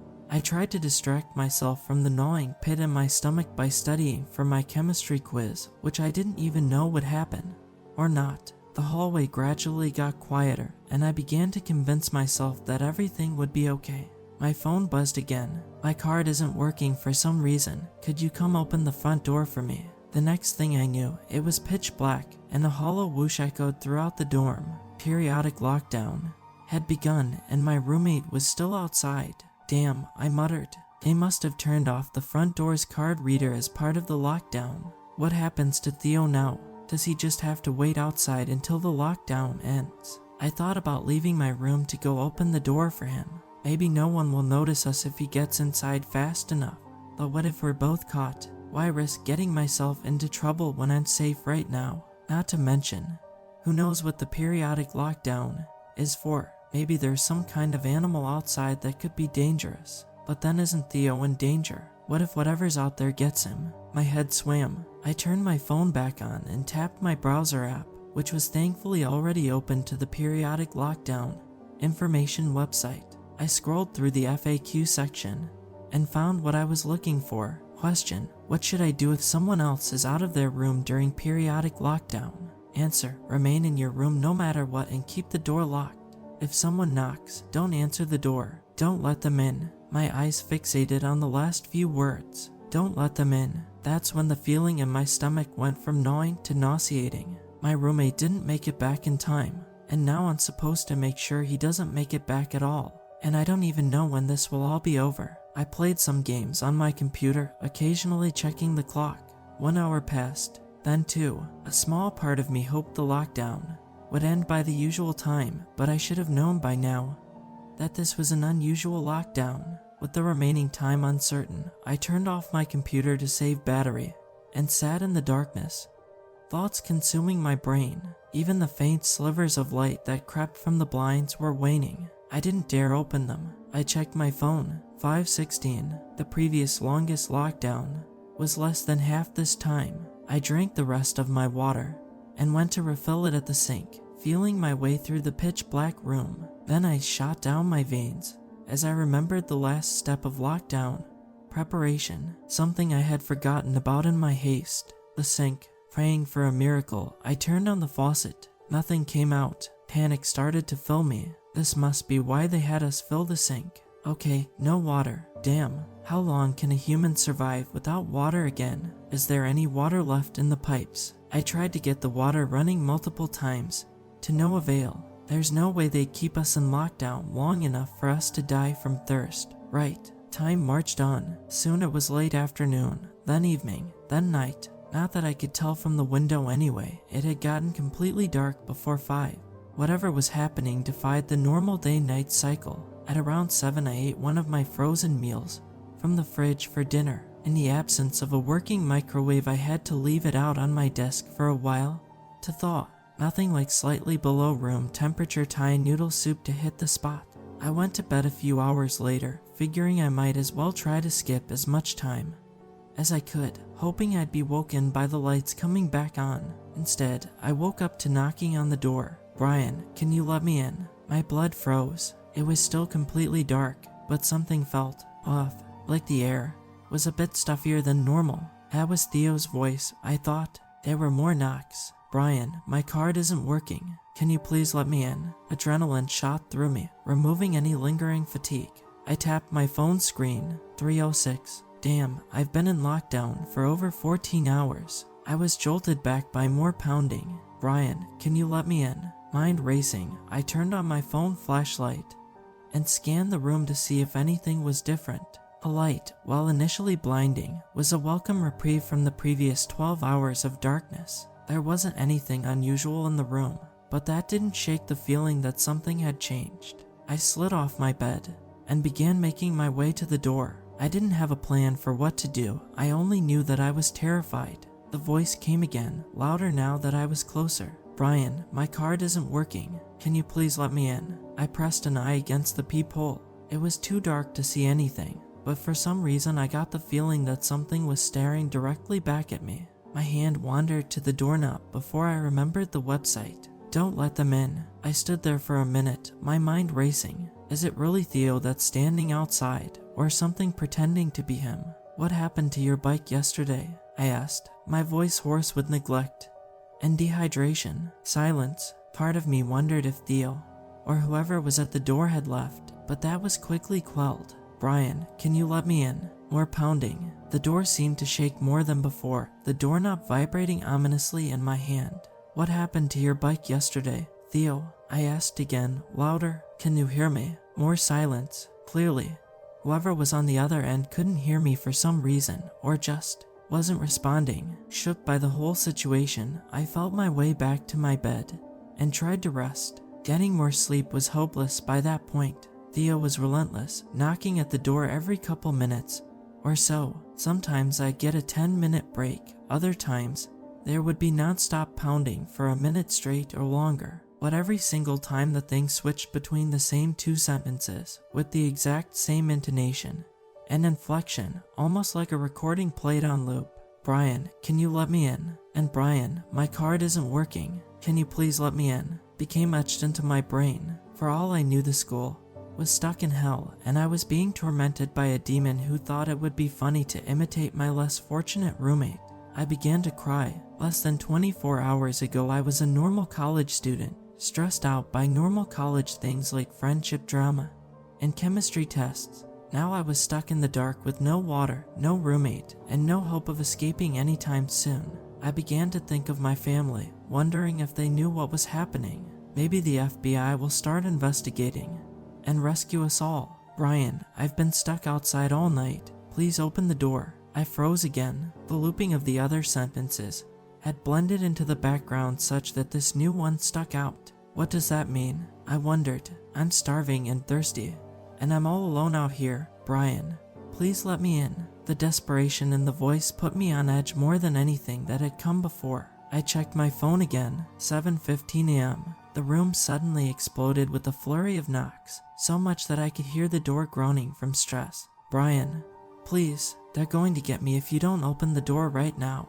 Theo, what the hell is happening? I shouted from my bed. Silence again. My ears strained to listen. Then came Theo's voice again, quieter now, but still clear. Dude, I wish I knew. I got stuck outside, then I somehow got in, but none of the doors are working anymore. Brian, I was literally in the hallway all night. It's so dark out here, and I think there's something out here with me. What's out there? Theo, are you okay? I slid off my bed again to head to the door. I don't know, but I'm scared. Theo shouted. Then came muffled, almost inaudible sobbing sounds. I just want this to be over. I just want to be. Theo, I'm coming, I said, my heart wrenching, my cheeks still wet with tears. But fear lingered in me. I'll open the door, Theo. Promise. You just need to answer one question. All right. Theo sniffled. Okay, what's the question? What happened to your bike yesterday? Silence again, and more of it this time. I stood by the door, heart beating out of my chest, as the minutes ticked by. 5 minutes, then 10. This is the longest it's been quiet so far, I thought. Why is Theo taking so long to respond? And, just as I was about to retreat to bed, can you please just open the door? Brian, answer the question. Theo, I said, my voice shaking. Please, let me in. Theo's voice sounded almost robotic now. I began to back away. You're not Theo. You can't remember what happened to him. I was on the verge of tears again. There was pounding on the door. Please, Brian, please. I can't stay out here. I went back to my bed and stuck my head under the pillow, hoping to drown out the sounds. There was more pounding, and even through the pillow I could hear the muffled pleas. "Brian, please," on repeat. "That's not Theo, it can't be. He'd remember, right?" But then my mind wandered back to the pain and desperation in his voice. It felt so real. Clearly whatever was imitating him knew how to act. I must have fallen asleep eventually, because the next thing I knew, it was quiet and noon. Time clearly worked differently now, however, because my window was still completely dark. This was the time that I truly began to fear for my life. Lockdown had now been going on for a full day, and there was no sign of it stopping anytime soon. I'll be dead in 2 days if I don't find something to drink.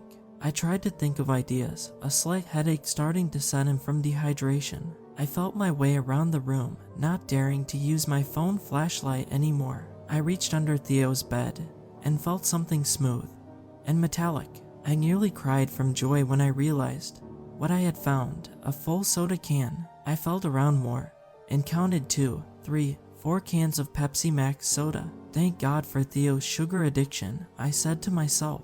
The soda might be enough to get me through an extra day or 2, but beyond that I know I will have to think of something to get myself out of here. And so I'm doing the only thing I could think of. I'm turning to the internet. Even though there is no Wi-Fi or cell service, I hope that somehow, someway, my story will get out and I will be rescued. And if you're reading this, that means it did.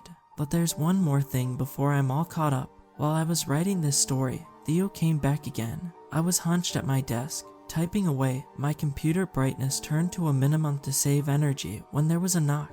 "Brian," came Theo's voice. Ice shot through my veins. I shouldn't say anything. He's going to try to manipulate me to open the door. I tried to focus on typing, but found it hard to do so. More knocking. "Brian, please, I know you're scared.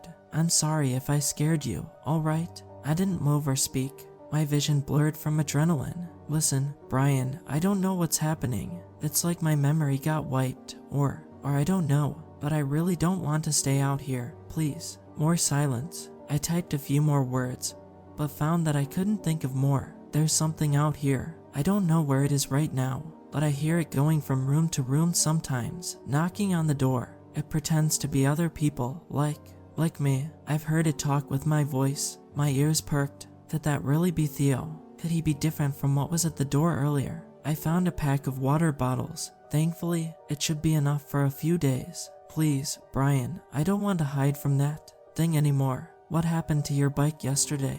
I asked again. "Brian, I told you, something happened to my memory. It's like I can't remember anything specific from before the lockdown.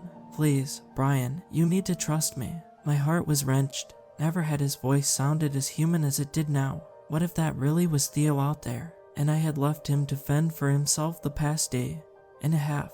The rule of not opening my door dwelled on me, but what if I actually had the chance to protect Theo? I don't know. Listen, the thing's going to come back any moment now, and I'm going to have to leave. Just, please. I know it's scary. Tears pulled up in my eyes. As much as I wanted to open the door, I had to maximize my chances. "I'm sorry, Theo, I can't." Silence again. I expected the Theo thing to start repeating its lines again, but there was nothing. And then finally, a faint, almost inaudible, "Alright." Ever since then, I haven't heard from Theo, but I know that he will likely be back and try to get me to open the door again. If it actually was Theo outside, part of me doesn't want to know, because the pain of the guilt would be too much to bear. At the time this is being sent, it is currently November 16, 2022, 7:19 CST. I will likely have 3 more days. If you're reading this before then, there may still be a chance. Please, do what you can to end the periodic lockdown at Brynhorn College.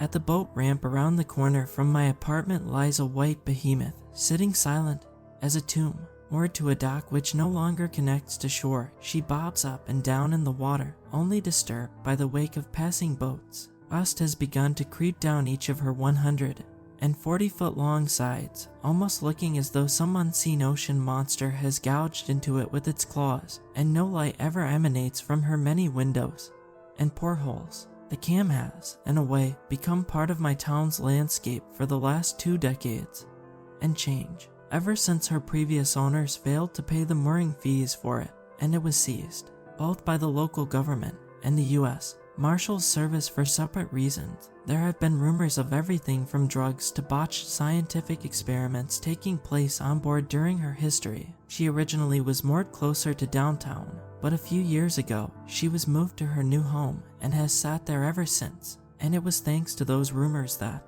one day, while sitting on the couch playing video games with my two friends, Darren and Zeke, the plan was hatched. We'd taken a small break, and Zeke stood up to grab a beer from the fridge. You know, I always wondered what exactly happened with that ship to make something which was once so beautiful and grand just, get abandoned and forgotten about. I twisted around on the couch to see him looking out of my kitchen window. I knew exactly what he was referring to. Dude, your guess is as good as mine, man, I answered. Now get back here and help us beat these putzes. There was a moment's pause, and I heard him walk back over. For the next few hours, there was no mention of the ship as we slogged our way through deathmatch after deathmatch. I honestly thought the whole thing had been dropped. That was, until we wrapped up things for the night, and my friends got ready to head home. You know what? Darren asked, as he slipped on his jacket. For a change of pace, we should have a bit of an adventure. Get out of the house instead of wasting ourselves away on the couch. Zeke and I exchanged glances with each other, then shrugged. Well, what you got in mind? I asked him. The second the question left my lips, I knew I shouldn't have taken the bait, as an extremely mischievous smile spread across his face. Why don't we sneak on board the Cam Friday night? Finally see for ourselves what she looks like on the inside. I felt a pang of surprise shoot through me. Zeke was always the one suggesting wild and slightly dangerous things for us to do. To hear Darren, who usually seemed a bit antsy about breaking the rules, volunteer something of this nature to do, frankly shocked me. Dude, you serious? Zeke asked him. He nodded. Seriously, with everyone celebrating Easter with their families, the boat dock will be pretty much empty Sunday night. I'm sick of just doing the same stuff over and over, sick of playing it safe. I say we go a bit buck-wild. He cast a hopeful look our way. For a second, my mind remained blank, and then it clicked. Maggie, his girlfriend of 3 years, had recently broken up with him for another man, and to say he hadn't taken it well would be like calling the Chernobyl meltdown a small accident. He'd changed since then, becoming a bit darker and more willing to bend the rules. He gave us both a hopeful look. What about it? Zeke immediately laughed. Dude, hell yes. You're speaking my language now. I became aware that both of them were now looking at me. What do you say, Adrian? Darren asked me. You in? For a moment, I considered politely declining, making some excuse about being busy this weekend, traipsing around a pretty much abandoned and possibly dangerous ship, one which it was common knowledge was often used by the homeless as a shelter during storms, was not exactly my idea of a fun time.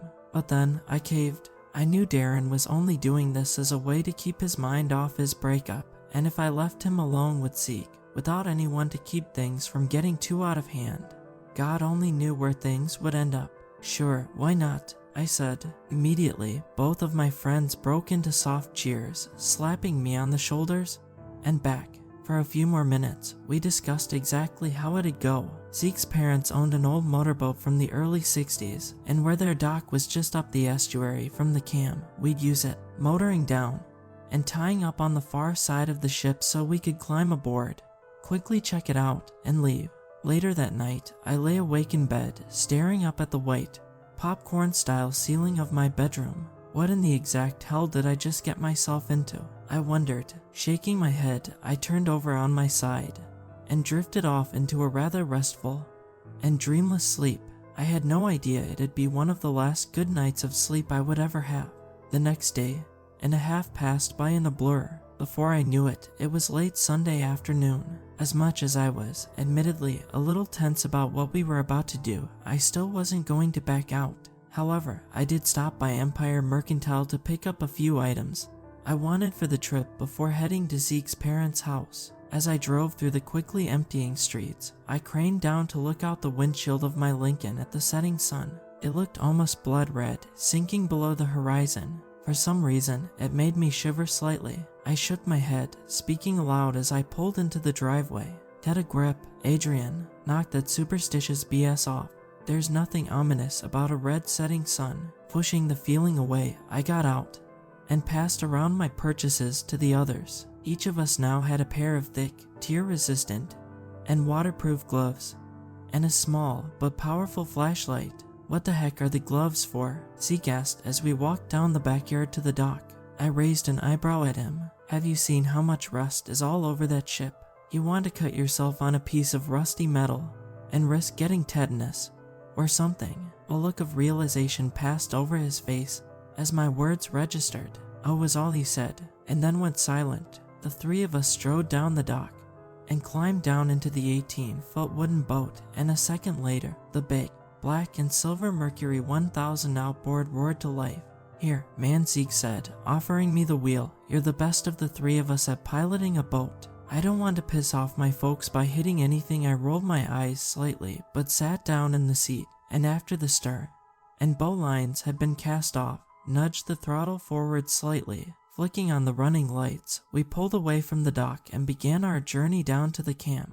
Everyone was silent on the journey, though whether the silence was from excitement or apprehension, I couldn't tell. I gazed ahead of me, looking around as I allowed the 60-year-old motor to open up to full throttle. The last remnants of daylight were just barely visible over the edge of the dunes, which separated the river from the Pacific Ocean. It honestly is a bit eerie out here when everyone else has gone home for the night, I thought as we passed by the channel marker buoy. All I could hear was the slap of the water against the boat's hull, the drone of the outboard, and occasionally a seagull cry overhead. I closed my eyes for a moment, inhaling the rather calming smell of the sea spray in the air, along with the mudflats, which had begun rising from the water with the arrival of low tide. The slight sense of peace was shattered by Darren's voice behind me. "There, to port." My eyes snapped open and I glanced off to my left. He was right. I could clearly see the white paint standing out a good bit in the gathering darkness. Slowing the boat, I searched for someplace safe for us to tie up alongside her. Darren realized what I was looking for. "Adrian, there's a boarding ladder on her side." Large, obvious wooden steps set into the hull led up the starboard side of the ship from the waterline. I nodded. "Nice catch, man," I said, looking back to see a smile of accomplishment adorning his face. Slowing the boat even farther down, I swung it around and approached the ladder. Zeke climbed past me and over the windshield onto the bow area, picking up the curled bow line to help tie the boat up. I put the boat into neutral and let it coast the final few feet to the side. "Careful, bro," I called out softly as I saw my friend was preparing to step off the boat and onto the ladder. "Don't worry, dude, I got this," he called back confidently, and with a last, cocky smile, he hopped from the bow onto the ladder, causing a slight spike in anxiety to shoot through me. I watched him climb quickly up the ladder, reaching the railing and lifting himself over it. A moment later, I saw the bow line tighten and his face appeared at the railing again. "Stern line, dar," he called. After a few attempts at throwing the line, with varying degrees of success, the boat was successfully tied up. I killed the engine as Darren climbed up the ladder, allowing the silence to overtake the estuary again. For a moment, I stood at the gunwale of the boat, my hand on the first wooden handhold, and wondered again what the hell we were getting ourselves into. A little too late to back out now, though. Sighing slightly, I tightened my gloved hands on the purchase and climbed up. A moment later, I hoisted myself over the rusty railing and finally was aboard, looking around at what I'd seen from my apartment window for years. I could immediately tell that the converted ferry in her glory days had once been both extremely beautiful and extremely luxurious. The wood below my feet, now weathered with time, must have cost a pretty penny to install when the ship had been built back in 1938, and it gave off an air of sophistication. Well, sophistication once, now ruin, I thought. Turning on my flashlight, I looked around to see where the other two had gotten off to. A flash of motion caught my eye from the stern section, and I thought I spied Zeke disappearing around a corner where I knew from my walks down to the boat ramp lay the outside stairs to the upper decks. Hurrying after, I rounded the corner and felt a small wave of confusion wash over me. The stern deck was completely deserted, with no sign of life in sight. That's honestly freaking impossible. I know I saw somebody walk around the corner here, As I stared, debating whether to climb the steps or walk onto the port side of the lower walkway, a voice came from behind me, causing me to almost jump out of my skin. "Adrian." I whirled around, my flashlight beam smacking right into the faces of my two friends. Zeke raised his hand to block the beam. "Lower your light, you trying to blind us or something?" he hissed. After a moment, I lowered it, looking intently at them. "What?" Darren finally asked, as the silence morphed into an uncomfortable one. "Did you two just dash around the entire outer section to get behind me or something?" I asked. I saw the two exchange a look. "Dude, what the hell are you talking about?" Darren asked. I was about to answer when Zeke interrupted me. There's the stairs leading to the upper deck," he whispered, then, without waiting for either of us to respond, began climbing them. "Come on," he called back down to us. After giving me a last look, Darren followed. Still feeling perplexed at how sure I'd been in seeing someone round the corner and not wanting to be alone, I hurried up the creaking metal steps after them.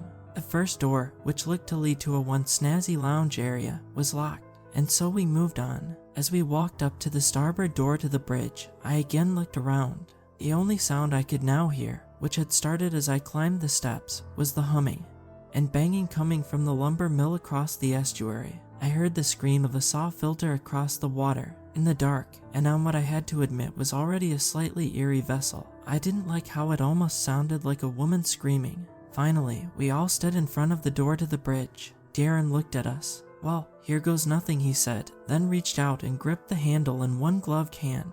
To our surprise, the door opened, and after an exchange of looks, the three of us slipped inside and closed the door. I shone the flashlight around. The ship never got an update in her equipment, that's for sure. The newest monitors I could see looked to be at least from the mid to late 90s, if not earlier. Aside from them, what looked to be all her old gauges and levers remained, all covered in rust. A large, wooden helm sat close up to the front windows, which looked out onto the bow of the ship and the darkness beyond. Darren stepped forward and pressed a few buttons on one of the monitors. "Well, the ship has no power turned on," he reported. "Oh, really? I wouldn't have guessed that. Thanks for the heads up. Sir states the obvious a lot," Zeke said sarcastically. "Hey, screw you, bro. I'm just trying to check things out," Darren hissed back, but I didn't hear what retort he received. My eyes were drawn to a rather large wooden table in the back corner of the bridge. Walking over to it,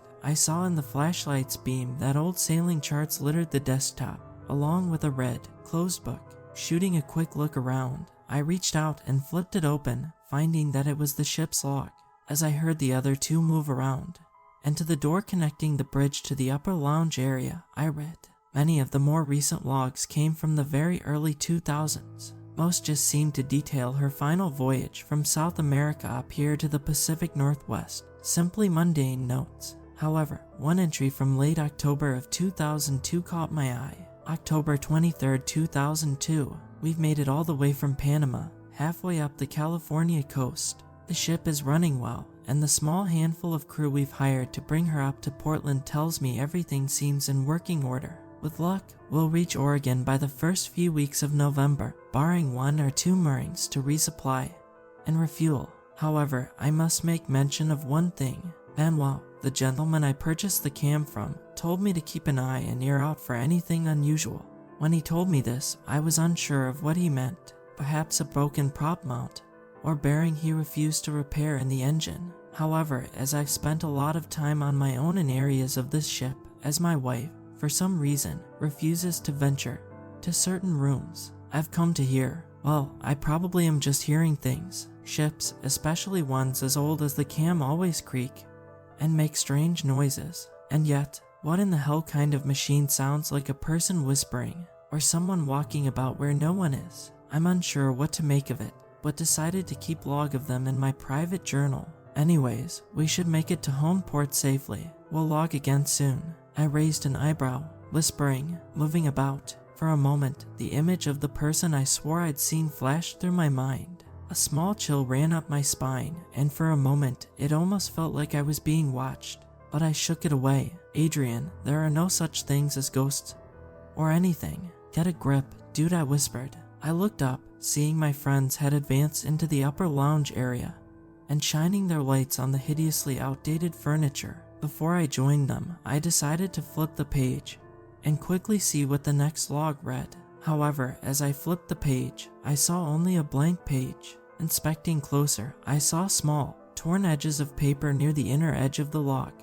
Strange. Page's been torn out. For some reason, it gave me pause, but I shrugged it away and closed the logbook. Leaving it where it was, I moved from the bridge into the lounge. I'd been right in my initial assessment. Whoever had owned the ship last had gotten rid of what, today, would still look like beautiful and timeless furniture from the 30s, 40s, and 50s, and instead replaced it with those god-awful designs, which had been the focal point of the 80s and 90s. I didn't want to keep looking at the tacky swirls and almost nauseating colors, and so I looked around, spying another staircase, this one leading down to the lower deck.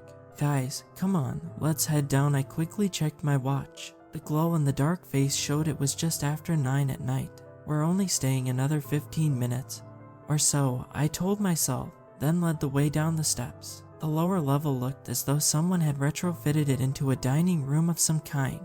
It looked as though the previous owners had had the goal of turning the ship into a floating cruise ship / restaurant, and looks like they went broke attempting to do so. Dude, this looks lame, I heard Darren mutter behind me. I looked at him.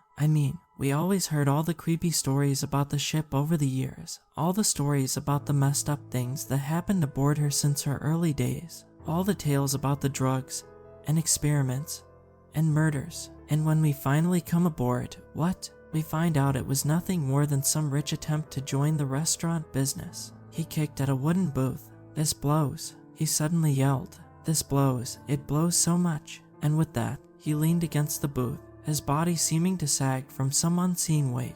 I could tell he'd been filling his head with the idea of exploring the ship for a while, using it as a mental block to not think about his girlfriend leaving him.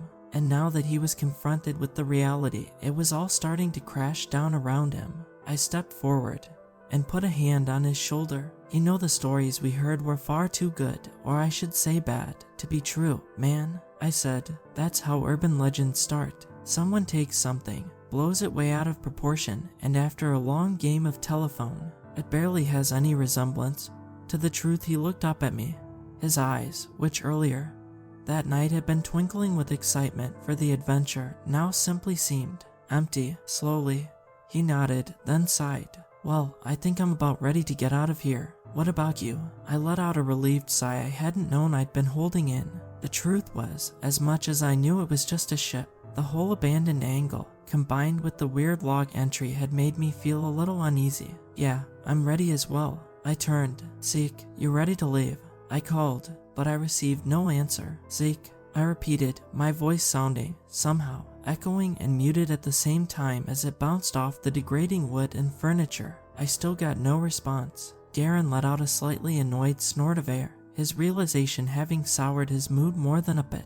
Where the hell did he get off to? He grumbled, then raised his voice a little. Hey, Zeke, get your ass out here or we're leaving you to swim home. I turned back to him. I hissed, even though I saw nobody through the windows on land, and it was likely our voices wouldn't be heard. I wasn't taking any chances. But still, our friend didn't answer. I began to feel the uneasy feeling return in spades. The interior of the ship almost seemed as if, like a light bulb being flicked on, to have instantly taken on a new atmosphere from the simply abandoned one it had held the entire time we'd been aboard. Now, with the lack of response from our friend, it had taken on an almost palpable sense of foreboding. I shone my flashlight around, looking for anywhere possible he could have gone to. Oh, you've got to be kidding me, I heard Darren groan. What? I whispered back, and he pointed. Aiming the flashlight further into the room, I saw an open door, which led to a metal staircase going down. Over the doorway, a plaque read engine room and lower decks. Employees only beyond this point. I let out a groan of my own. Of course he'd go down there for a moment. I debated shouting down the stairwell for Zeke to go screw himself, then shook my head. Like it or not, he was still my friend, and I wouldn't leave him. Come on, let's go get him and get the hell out of here, I said to Darren, and led the way to the door. The steps, metal grated ones which had been painted a now fading white, led steeply down into the darkness, and I took them slowly, knowing with their age, they could give way at any moment. After a few nervous seconds, we stepped off them into the bowels of the ship. Shining my flashlight around, I saw the corridor it opened onto led in two directions, one towards the bow of the ship and another towards the stern, where the engine room had to be. My breathing came in slightly shallow. This area was giving off extremely eerie vibes. Darren sighed. Why does this feel like a scene from a horror movie where the lead characters are forced to split up? He asked quietly. I gave him a nervous look and chuckle. I wish you hadn't said that, I admitted, then reached into my coat pocket for the last 2 items I'd bought from the hardware store. Look, like it or not, if we want to get out of here quick, we're gonna have to each check out one area each to find Zeke. That doesn't mean I'm having us go unarmed, though. Here, take this. I held out the medium-sized object to my friend, who took it, flipping it open after a second to reveal a sharp, steel blade. He looked at it, then at me. What, you thought I was gonna be stupid enough to come aboard this thing unarmed, especially with the homeless people we see come aboard? He nodded, then suddenly looked hard at me. Speaking of which, where exactly the hell are they? Shouldn't we have run into at least one of them by now, or some sign of their having been here? The question slammed into me like a truck. I hadn't thought about it, but he was right. The entire time aboard, we hadn't seen a blanket, wrappers, or anything that would signal homeless people had been on board recently. The realization made the unsettling feeling beginning to bubble up and my gut increase, and I shook my head. I pointed towards the stern. Look, let's just find Zeke and get out of here. You quickly go check the engine room, and I'm going to check the bow section, okay? We meet back here in 5 minutes, regardless. After a moment's hesitation, he nodded, then turned away and moved down the corridor. I took a deep breath, then turned and moved in the opposite direction. The corridor was tight and narrow, almost making me feel claustrophobic. My hand gripped the pocket knife tightly as my footsteps echoed off the metal grating. At the end of the corridor, I saw 3 or 4 doors. The first 2 were locked when I tried them, the handles only slightly jiggling. The third wouldn't even jiggle, it was jammed up tight. The final door opened, the hinges giving off a loud creak which echoed down the corridor, almost a little too loudly. I entered the room, shining my light around. I'd entered into some sort of cargo area. I could see crates stacked up against one wall, their wooden sides warped and rotted by moisture. Against a far wall was another desk, though this one much smaller and less grand than the one on the bridge, and much older as well. It almost looked to be as old as the ship itself. I crossed to it, stopping as I thought I heard a creak behind me. Every muscle in my body tensed up, and my grip on my knife grew slightly sweaty. I took a deep breath, feeling again as though I were being watched, and finally spun around. No one was behind me. Everything, aside from me, was completely still, and all I could hear was the gentle lapping of waves against the hull outside. Giving a last, wary look to the gloomy corners of the room, I turned back to the small desk. Immediately, I saw a few things which just seemed off to me. The first was that strange symbols appeared to have been carved into the desk, ones I had never seen before. Looking at them almost made my head feel dizzy, and so I focused away from them. The second thing which seemed to be off was a large chef's knife had been slammed into the wood. I reached out and attempted to pull it free, but it refused to budge, as if it had fused with the desk over the decades. The third were the only 2 other objects on the table. 2 pieces of paper lay on the desk. The first looked extremely yellow with age, as if it were at least 60 or 70 years old. The second, to my surprise, looked like a page from the ship's logbook upstairs. I saw the tear marks along the left-hand side of it. The torn-out page. I shot another look around, knowing I should immediately get back to Darren. I didn't want to leave the guy alone in here, as much as I didn't want to be on my own any longer. And yet, something compelled me to lean down and pick up the 2 sheets of paper. I angled my flashlight down and began to read, first the torn-out log, and then the yellowed page. As I read the log, I felt my pulse, which was already a little off, begin to rapidly speed up. My heart began to beat wildly in my chest, and I felt my mouth turn dry as cotton. Even though I never believed in any supernatural stuff, the words written on both pages filled me with an ever-increasing sense of horror and dread, the likes of which I'd never felt before. Oh, my God, I whispered as I finished the last sentence. That was when I heard it. It came from farther forward in the storage room, close to where the V of the bow met. I felt all the blood drain out of my face, and my eyes go wide, my breathing almost hitching in my chest. Every part of me wanted to scream at myself that I couldn't possibly be hearing what I was. Even now I still can't help but tell myself that. And yet, I know what I heard. I heard a whisper. It was unintelligible, too soft, and low to make out individual words, but it was, without a doubt, whispering. It sounded like the speaker was whispering extremely fast, under his breath. Dropping the papers, I slowly aimed my flashlight towards the bow, the beam shaking slightly in my grasp. For a moment, I couldn't understand what I was seeing. The beam almost seemed to reflect off an extremely, well, the only word I can use would be dense shadows, ones which the light couldn't shoo away.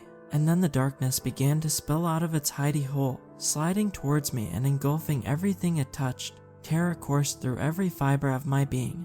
As I watched it slowly consume the crates, moving towards me, the sight of it beginning to creep over the papers I dropped freed me from the trance-like state I'd fallen in, and I turned and bolted from the room, leaping over the metal divider the hatch had been set into. "Darren!" I screamed as I sprinted down the corridor, my voice and footfalls smacking off the metal corridor like gunshots. "Darren, we need to get the hell out of here." As I approached the door leading to the stairs, "Back up!" I suddenly heard my friend scream from further down the corridor. "Adrian, help me!" I shot a glance back, seeing the almost living darkness begin to seep out of the room I'd come from. Making my decision, I sprinted down the corridor to the engine room. "Darren, where are you?" I screamed. "In here, I'm trapped," came his voice from just inside the hatch. I ducked my head and leapt through the hatch into the compartment. Huge, hulking diesel engine rose up on either side of me, but I didn't pay much attention to details. I saw Darren sitting on his ass in the middle of the room. His foot had fallen through the metal grating, and he was attempting to free himself from the small hole it had caused. In seconds, I was by his side. "I'll help you," I cried, then knelt down, beginning to pull at his leg. It gave leeway, slowly beginning to pull out. "We need to get out of here, right now," I shouted as I saw his ankle emerge. Then I felt his leg go tense. I froze. It almost felt like all sound and air had been sucked out of the engine room. The silence was unearthly and almost seemed to be filled with a sense of malice. Then I saw Darren lift his light and aim it behind me. "Zeke?" he asked softly. Another huge shiver shot down my spine, and I slowly turned to look. Sure enough, Zeke stood at the other end of the engine room. He had his back to us, standing half in and half out of the shadows. I aimed my own light at him. As it passed over him, he almost seemed to wince at the light. "Zeke," I called out after a moment. I was about to call again when the sound made me freeze up, and I know Darren heard it as well because I saw his face go pale as mine must have. The whisper I'd heard was back, and it was not alone. I couldn't tell how many there were, but it almost seemed like an entire group of people were rapidly whispering. Just like before, I couldn't tell what they were saying, but the sound made all the hair on my arms and legs stand up straight. And then, my heart almost stopped as I saw shadows step out of the gloom around our friend. And I don't mean people draped in shadow, I mean literal shadows, shaped into the rough outline of people stepped from the dark. I saw them poking their heads out from behind machinery, from crawl spaces a human couldn't possibly fit. From everywhere, there almost looked to be a dozen or so figures standing there, just out of the range of our flashlight's beam. And now I could tell the whispering was coming from them. Keeping my eye on them, I reached down and began fumbling to free Darren's ankle again. I'd just about gotten it free when a new sound began, and this one did make my heart stop. Zeke had begun whispering himself. I couldn't tell what he was saying at first, as he was facing away, but it was almost in an identical manner to the shadows, low and fast. I leaned forward slightly as I finally felt Darren's foot pull loose, and to this day wished I hadn't, because I finally understood what our friend was whispering. "We'll never leave." The same 3 words he kept repeating over and over, almost like a mantra, and I realized with a growing sense of horror that all the shadows were whispering the same words. I almost wanted to clap my hands over my ears to block out the almost maddening sound, what I can only assume is what the damned hear in hell. And then it all stopped, like someone had flicked off a television. The whispers, midway through their horrible mantra, ceased. The silence returned, a more horrific, deadly silence than I have ever heard. The shadows didn't melt away, they stayed, staring at us in the unearthly stillness. And then Zeke spoke clearly in a voice that, for some reason, sounded just off. "We'll never leave," he said quietly, and then turned to finally face us. I clapped a hand over my mouth to keep from screaming. My friend's normally bright green eyes were gone. In their place was just sheer blackness. It was as if a squid had squirted its ink into them, turning them completely black, irises and all. Equally as horrible was the grin which was plastered over his face. It wasn't one I'd ever seen a human being give. If you've ever seen that crappy horror film from a few years ago, Truth or Dare, the smile the being possessing the main characters gave its victims, that was the smile he had on his face. And then he spoke, again with that voice that sounded wrong, as if it weren't just him speaking, but someone or something else. And the 4 words he spoke did practically cause my heart to stop. "And you'll never leave," as the last word left his lips. The shadows, which had stayed where they were this entire time, began to move forward, towards us. I shot a terrified look at Darren, who was stumbling to his feet. He had an identical look of horror on his face. We locked eyes as the shadows began to move towards us quicker, and then we were dashing out of the engine room. The whispering returned, almost deafeningly loud as we ran. It was joined by 2 more sounds, mine and Darren's screams. Behind us, I could feel the shadows pursuing us. They hadn't expected us to move so fast, and by the tone of the whispers, I could tell they were pissed about it. The 2 of us crashed into the stairwell, bolting up it. In the chaos, I dropped my flashlight and heard it bounce back down the stairs behind me. But I didn't stop to look, nor did I want to look back. God only knows what I might have seen if I had. We burst into the restaurant area, running for the closest door. For a moment, I was terrified that, like what happened before a character's death in a horror movie, the door would be jammed. But after a few terrified seconds fumbling with the lock, the door flew open, letting in the sea spray from outside. "Forget the boat, just jump," I shouted at Darren, feeling the shadows still behind us. Almost as one, we took 2 running jumps. My right foot landed on top of the railing, and I pushed off. For a moment, the dark world swirled around me, and then the freezing cold water enveloped me. For a few seconds, I feared I would drown in the darkness. Then, my head broke the surface. Sputtering out salt water, I immediately began swimming for the boat ramp, hearing the splashes of Darren beside me. After a few seconds, we reached the ramp, pulling ourselves onto the concrete and coughing, and after a minute, from Darren sobbing. That horrific night was 2 weeks ago. Either one of us knew what we could possibly tell the police without seeming insane, and we couldn't explain what we were doing aboard without getting in trouble. And so, both of us just went home. Zeke's parents called the police to report their missing son. A day or so later, they found the boat, still tied up to the cam. They searched throughout the ship. I heard they found the flashlight I dropped, the bulb broken, but they found no trace of Zeke. I knew they wouldn't. I feel consumed with guilt for my friend's disappearance. I had the chance to tell them no when they asked about sneaking aboard, and I didn't. No amount of booze can chase that fact away. I keep my kitchen blinds tightly shut now. I'm too terrified to look out of it. Too terrified I'll see those shadows staring at me from the windows of the cam. And I haven't had a decent night of sleep since. I keep having recurring nightmares. Horrible nightmares of those shadows coming for us. Nightmares of my friend, or whatever he'd become, telling me in that horrible voice we'd never leave, before melting away to become a shadow himself. Nightmares of running down an endless maze of metal corridors, the whispering always following just behind me. But almost worse than that, I dream of those 2 papers I found in the storage room. The yellow paper telling in detail, which I don't dare describe, all the evil, depraved acts that the second-to-last owners did aboard her. Acts which dealt with the occult, dealing with human sacrifice, and more, with turning the ship itself into a sort of conduit.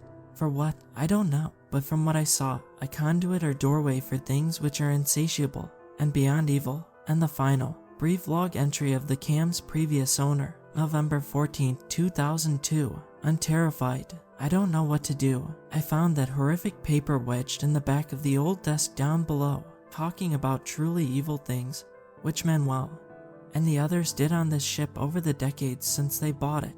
All the death, occultism, and worse they performed, all in the name of creating some sort of doorway to somewhere else. The only word I can use to describe it is hell itself. I was afraid when the first member of my crew went missing that they simply fell overboard, drowned. But when more and more simply vanished, how could I have known? How could I have known what had been done when I bought this ship? Something I wanted to change our lives for the better. My wife and I are the last two left. We hear the whispers filtering up from down below every day and night. They drive us to the brink of insanity. And worse, I've seen the shadows, the figures which watch us from every dark corner of the ship. My wife has not, and for that I'm thankful. I'm not even sure if we'll ever see shore again. I feel they have a similar fate in store for us as the rest of my crew, but we have a plan. We're aiming for the nearest port, and as soon as we dock, we're getting off, and I'm just letting the ship sit and rust away, no matter how much it costs to moor. Let it sit and decay until it sinks. I'm not even sure if the evil witch lives in the hull will go then, but I don't know what else to do. And to anyone who may look over this lock, anyone from the Coast Guard, or anything for that matter, if we don't make it back and you find this while searching for us, please, for the love of God, heed my warning. Get off this ship while you still can.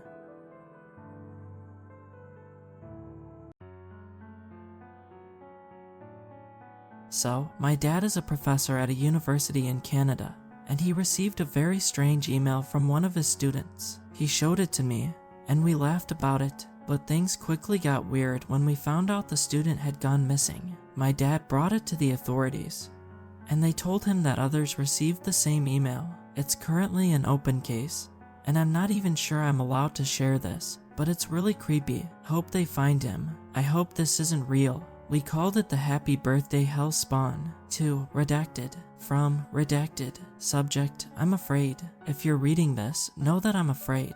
I have no one to turn to. All I can do is try and explain the fear that has haunted me every year since I was born. I see no point in protecting this family secret as I have since been deserted by them. I'm alone this time around, and I'm afraid that I won't make it out alive. For most of my life, you could say I had a pretty regular upbringing. I was raised by loving parents, encouraged to get good grades in school, got grounded if I fell out of line, and being the youngest of 3, was always pushed around by my older brother and sister. In many ways, I was like every other kid. My family made it especially important that I feel that way, but by no means did we live an ordinary life. You see, like everyone else, I had a birthday, only it wasn't what others would consider a celebration. The earliest memory I have of a birthday is on the eve of my 4th. I remember driving for hours through the country roads with my family up to a lonely cabin in the middle of nowhere. Upon arriving, my father took me into a room in the basement with my sister, who was 7 at the time. He left us there with a couple of toys and told us to sit quietly and play no matter what we heard upstairs. Now, early memories are a strange thing. As a child, you don't really know what you actually recall. And what's your imagination? I always struggled with one particular detail of that night as I grew up. It wasn't the fact that my sister and I were locked in what seemed to be a fortified room. It was the fact that my parents and my brother, who was 10 at the time, were brandishing weapons. At that age, I convinced myself it must have been in my head, but as I got older that illusion dissipated. That morning, I remember me and my sister being blindfolded out of the cabin before being loaded into the car. The ride home was strangely quiet. My parents were exhausted and beat, and I'll never forget the look on my brother's face. He was never the same after that day. After that night, things went back to normal. As I entered preschool, that year, like most kids, I attended a string of birthday parties for my classmates, all of which included cake, presents, piñatas, and goodie bags. A very big contrast to what I experienced on the anniversary of my birth and of my siblings. I was a pretty observant kid. I quickly realized that something was off as I got older. When I asked my mother for a birthday party like that of my friends, she dismissed the idea and told me one day I'd understand. The following birthdays were almost exactly the same, only it seemed my family was doing a better job at hiding whatever it was I thought I saw on that previous birthday, perhaps realizing that I started retaining information at that age. The basement I previously remembered as fortified was now full of color and looked like a playroom with 8 different types of locks on the door. Given the evidence, I always assumed that my family was having an adult gathering in the cabin upstairs, a celebration too mature for me and my sister. The sounds I would hear creak through the ceiling gave the impression of loud and rowdy behavior. I remember listening to the commotion and wondering what could be going on. I'd imagined that the echoing bangs from outside the basement walls were fireworks, the loud screams belonging to the excited extended family I never met. My young and arrogant self fantasized that it was a celebration in my honor. On my 7th birthday, like usual, my father brought me down to the basement, only this time I was alone. My sister, having turned 10 that year, was finally old enough to take part in the celebration, I presumed. On the ride home that morning, something changed in my sister. The look on her face was similar to my brother's on that morning after my 4th birthday. She too was never the same. I always wondered what changed. My siblings almost resented me, ignoring me and keeping their distance. Even despite all the tense silences, they were very protective of me, and I didn't know why. Sometime during that year, as I waited for my siblings at the bus stop after school, something strange happened. An old lady stood a foot away from me, looking through my soul. With her piercing eyes that seemed almost pitch black, the way her skin wrapped around her bones was unusual. She murmured some words under her breath before a creepy smile spanned across her face. I'd be lying if I said I wasn't shaken. When my brother arrived, he pulled me behind his back as my sister defensively stood up to the old lady with her own piercing gaze. They didn't say a word to her, but as my brother pulled me away, I looked back at the old lady and read her lips. "I'll be seeing you soon." I don't want to paint the picture that my family and I didn't have any great times or fun memories, because we did. However, the closer we got to my birthday, I'd always feel a sense of tense uncertainty around the dinner table. I knew something was going on. My father would take my brother and sister somewhere for hours, while my mom and I stayed home. I was being kept in the dark about something, that much I knew. It wasn't until a couple of months before my 10th birthday that I realized I'd soon come face to face with the truth. After all, turning 10 seemed to be what got you out of the cabin basement. 3 months before I turned 10, my mother and father sat me down at the table to finally reveal the truth. Since the day they told me, I feel like I haven't woken up from one long nightmare. This is where you might think what I'm writing is something made up, but I assure you it is not. Please, don't stop reading. I need someone to understand. I don't know the specifics, as my parents only told me what I needed to know. But before they immigrated to Canada from Redacted, they were unable to conceive and were desperate to have children. So, they went to a woman who dealt in black magic, and she somehow made it happen. And that's when my brother was born, after my sister was born, and my mother was pregnant with me. My parents decided to move to Canada to give us a shot at a better life. Again, I'm not too sure about the details, but something happened between the deal my parents had with the woman that led to her cursing them. The next words out of my parents' mouths changed my life forever. The curse was on their youngest child, that they be returned to the entity that gave them the ability to conceive. It was this revelation that made everything make sense. I know what I'm about to say may sound ridiculous to whoever reads this, but this is not a joke. Every year on the anniversary of my birth, something evil comes for me. It has a name, but it should never be repeated. It's not from this world. It's not human. From midnight to dead hour, it comes after me relentlessly. Since I was a child, my parents have protected me from it. And when my siblings became old enough to fight, they too protected me from it. That 10th year of my existence was the first time I'd face it with my family. Everything made sense after that talk. I revisited those memories of being locked in the basement, all the shaking and rattling of the cabin, the booming sounds of fireworks, and the loud shouts and screams. They were never the celebration I imagined them to be. It was my family defending me from the clutches of the beast I'd soon come to know. I finally understood the looming uncertainty, fear, and anxiousness that came over my family as my birthday approached,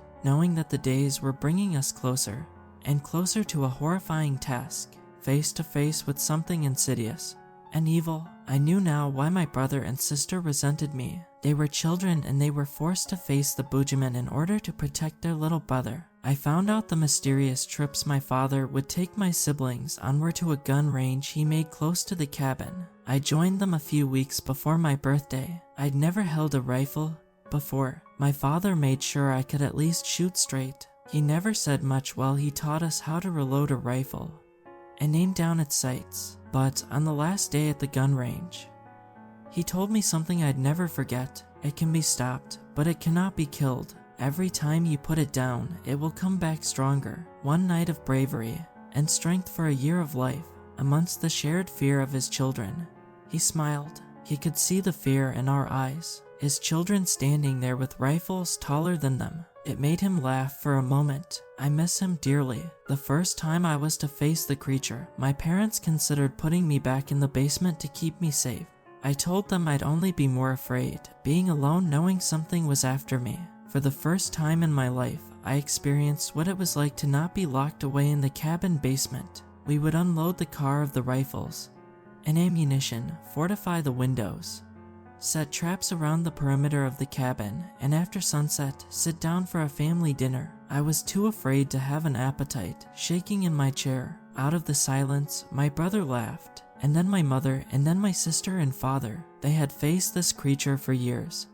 But for me, it was the first time. Midnight approached. Outside the cabin was an ocean of darkness, nothing but trees for miles. We sat in silence watching the flames flicker in the fireplace. I asked the question that had been haunting me since I first learned the truth. What happens if it takes me? My family assured me it wouldn't happen. But that wasn't an answer. A distant scream came from outside as soon as the clock hit midnight. I froze. All I could do was hide in the corner with the rifle in my hands. My father shouted orders to my siblings and my mother, and just like that, I saw it through the window running on its arms and legs like a dog towards us. It looked human, but the way it moved was anything but. Pale skin and protruding bones. It hit a trap before I could see its face. It screeched in pain, fighting off the bear trap around its leg. My father went out and put it down. Then another scream, this time on the other side of the cabin. My father ran back in. Every member of my family had a window covered. I was the only one cowardly crying on the floor. I couldn't believe it was all real. For hours the creature attacked, coming out of the ground after every previous version of it was put down, bullet after bullet. A few hours in, it was silent. I went over to the window, and that's when it grabbed me. It pounced through the window and pulled me by the leg so fast that I hit my head off the ground. To my surprise, I woke up in the hospital the next day. I watched as my parents flawlessly lied to the nurse about the biking accident that gave me a concussion. At that moment, I truly convinced myself that it had all been a dream. My parents were disappointed. They managed to kill the creature before it could drag me away, but it was too close of a call. For the rest of that year, my father took me to the gun range every weekend. As my 11th birthday approached, they decided that it was too risky to have me fight alongside them. So, back to the basement I went, only this time medicated so that I could sleep through the night and hope I didn't wake up in the clutches of the being that hunted me. I would always ask about the creature, what it was, where it came from. All I knew was that it wasn't from this world. I found out that it could take the form of others so that it could get close to me during the year. But only during those 4 hours on my birthday. From midnight to dead hour could it actually come for me. This is one of the reasons my parents built a cabin miles away from any population. It would only be us against the creature with no one else around to get hurt or in the way. The second time I faced the creature was on my 16th birthday. I was no longer a whimpering coward. I convinced my parents that I could stand my own ground, fight my own battle. So I did. It didn't look the way it did before. The creature changed. It was bigger, stronger, didn't go down easy. We never let it get as close as it did that first time around. We changed our strategy and our weapons, but every year it learned and adapted.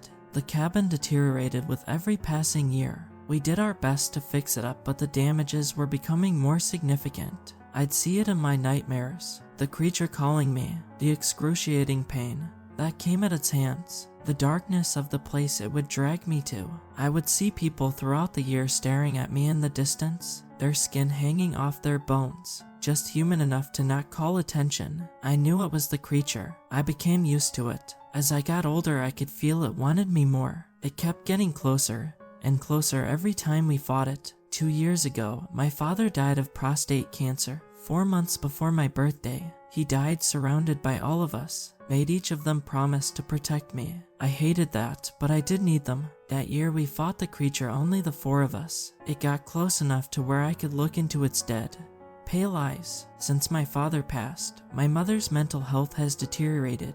My brother started a family, and told me he could no longer be there to protect me. Last year, it was only my sister and I that drove up to the cabin. That was the longest night of our lives. It took everything we had to keep the creature away, and even then, it got close enough to claw her. I took her to the hospital the morning after, and told the doctors we were hiking in the woods when an animal attacked. He believed us. I sat beside her as she recovered. When she woke up, she told me that she couldn't do it anymore. She wanted to travel and live in new places, eventually settle down and start a family. I understood. I was afraid, but I reassured her that I'd be fine on my own. I could see the guilt in her eyes as she betrayed the promise she made to my father, a sense of guilt that was missing from my brother's eyes when he told me he could no longer help. I hate myself for what I've done to my family. This curse that follows me has brought nothing but pain and fear to them. I want this to end, but I don't know how to make it stop. I'm so angry at my brother and sister for deserting me, but I don't blame them. I visit my mom from time to time to see how she's doing. My brother won't speak to me. My sister hardly answers my calls. I'm too afraid to make friends or find a partner cause I don't want to drag them into this. I write this as I sit alone in the cabin. It's my birthday in a few hours. I'm turning 21 and I'm afraid. I don't know if I'll make it out alive this time.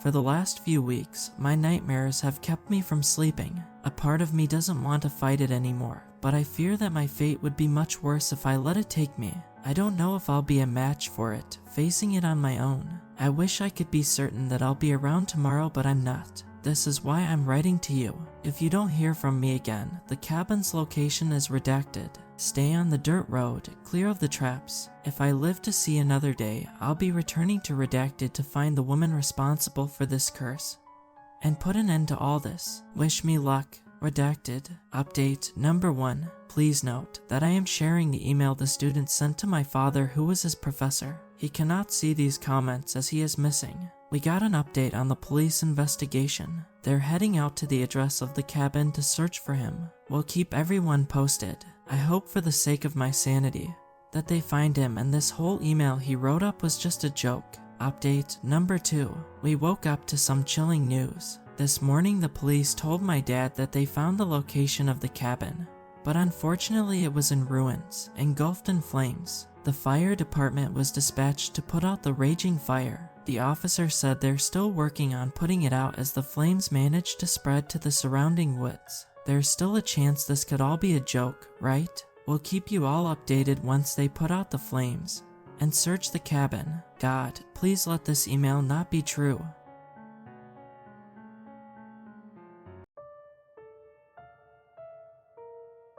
Unbeknownst to most, Chernobyl is much more dangerous than the government leads you to believe. Aside from the chronic radioactivity, there's a threat that lurks behind those stone walls that far exceeds that emitted from Reactor 4. Unfortunately for me, I discovered firsthand what they're hiding. My best friend, Jesse, and I paid for a guided tour of the Chernobyl nuclear site along with the evacuated town of Pripyat as a sort of early birthday present for me. I'd always had a morbid fascination with the facility, so when the opportunity to visit arose, I jumped at the chance. We had already journeyed through the eerily desolate ghost town, and we were soaking in the view of the place where it all happened.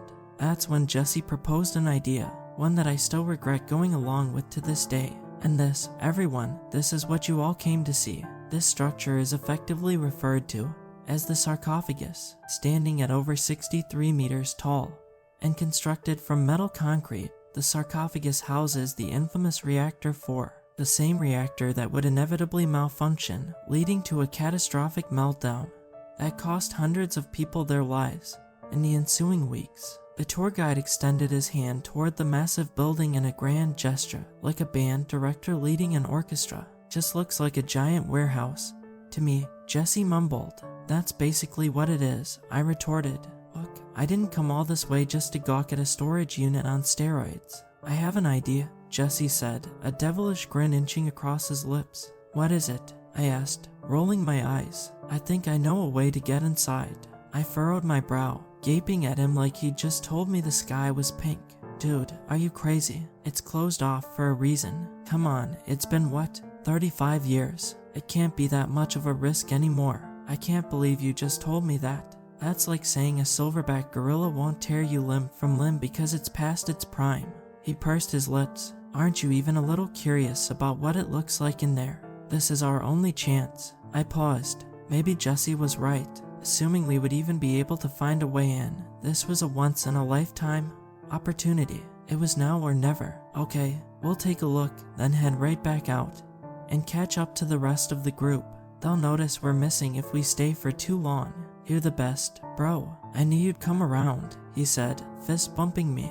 We trailed behind our fellow tourists, anxiously anticipating the perfect moment to slip away. Eventually, the party rounded the corner of a building, and we made our move. Jesse tugged on my shirt sleeve, leading the charge through the forsaken concrete graveyard, cautious to avoid the leering gaze of any guards who were skulking about. He halted before an unmonitored entrance. Dude, how the hell did you know where to go? He beelined right for the door, I wheezed, mentally face-palming myself for refusing to work out. He smirked knowingly. The dark web is a wonderful place. Let's go. He twisted a rusted handle, and the door laboriously creaked open. We were in. A long, narrow hallway stretched before us. A smattering of dim, flickering lights illuminated our path. In a sickly yellow glow, I gulped. My stomach began twisting itself into knots. We didn't belong there. Jesse, are you sure about this? This place gives me the creeps. Quit being such a baby. Follow me. He scurried off before I had a chance to protest. I mindlessly obeyed, tailing him closely. As we traversed the forsaken facility, offices lined each side of the hall, thick metal barriers shielding the spaces within. I stopped and peered into one through a small grungy window encased in the rusted door. The room was dark, the only source of light radiating from a sole dinosaur of a monitor. A disheveled man in a lab coat lazily pecked at a far outdated keyboard. I ducked out of view, afraid he might take notice. I caught up to Jesse and furiously tapped him on the shoulder. Hey, man, this place isn't deserted. I just saw someone. Yeah, why do you think we're sneaking around like this? I wanted to clap back, but the words died in my throat. I silently followed along like a sheep being led to the slaughter. We crept through a maze of decrepit hallways for what felt like an eternity. After what seemed like hours, but in reality was more like 5 minutes, we found ourselves standing before a set of double doors. Fluorescent yellow caution tape was draped over them. A withered peeling sign barely clung to the metal. Vibrant red letters screamed in Russian. I pulled out my phone to translate. Danger, unsafe radiation levels. Jesse, I think we should go back now. We've seen enough, I said, cold sweat forming atop my brow. Seriously, dude, we're almost there. We didn't come this far to see a run-down office building. There's plenty of those back home. I couldn't argue with that logic. I begrudgingly helped him push open the doors, and there it was, a spectacle we'd been waiting for. Towering above us stood the tomb of Reactor 4, scaffolding shrouded an enormous concrete structure. Bright floodlights beamed down from overhead like alien tractor beams. I gawked at the massive stone monument, struggling to comprehend what I was looking at. Suddenly, Jesse shoved me hard against the wall, into an area cloaked in darkness. Oh, what'd you do that for? Shut up. Look, he hissed, pointing to a balcony overlooking the room. I traced his trajectory, and my eyes landed on a figure. A stark white hazmat suit obscured their face from view. My blood turned to ice when I noticed what he was carrying. In Act 47, I scanned the surrounding terraces and scaffolding. At least 5 more armed guards in biosuits prowled the area. It was a miracle they hadn't spotted us. Jay, let's turn around. Please, this isn't worth getting killed. He spun around to face me. Pure undeterred perseverance masked his visage. My heart sank.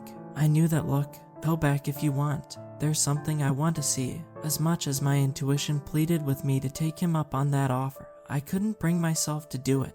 Jesse was my best friend. I couldn't leave him there. I silently nodded, Jesse, and I slithered through the shadows. My heart thumped in my ears with each calculated footfall. We crouched beneath gargantuan pipes framed into the wall, heads on a swivel the entire way. All of a sudden, Jesse abruptly stopped. I skidded to a halt, clenching my teeth as I attempted to avoid a collision. He was pointing at something, a subterranean staircase. There, that's what I came here to see. Are you insane? That's right under the reactor. We'll get radiation poisoning if we go down there. I whisper screamed, cringing at how loud my voice sounded in the eerily silent room. Don't believe everything you see online. We'll be okay, he scoffed, waving off my concern. Trepidation constricted itself around me like an anaconda. Jesse locked eyes with me. On the count of 3, we make our move. My eyes grew wide with panic. I didn't sign up for this. 1, Jesse, I don't know if. 2, he narrowed his eyes on me, shutting me up. 3, we bolted for the stairs, abandoning our stealthy facade. I immediately felt the sharp breeze of something metallic whiz past my ear. They were shooting at us. I willed myself forward, sprinting faster than I knew I was capable. We leapt down the steps, taking them 3 at a time as a siren blared somewhere above us. My heart pounded like a jackhammer. My life began to flash before my eyes. This was it. This was where I was going to die, after what seemed like a lifetime, Jesse. And I reached the bottom landing, graciously unscathed. We dove through an orange-tinted corroded door, slamming it shut behind us. I released the breath I didn't know I'd been holding. Jesse's eyes were wide as saucers, and he was hyperventilating, but he motioned for me to continue. We weren't out of the woods yet. We darted through the dark room, weaving between whirring machines and ancient equipment. I struggled to navigate my surroundings. As my vision gradually adjusted to the dull lighting, my legs ached and my lungs burned.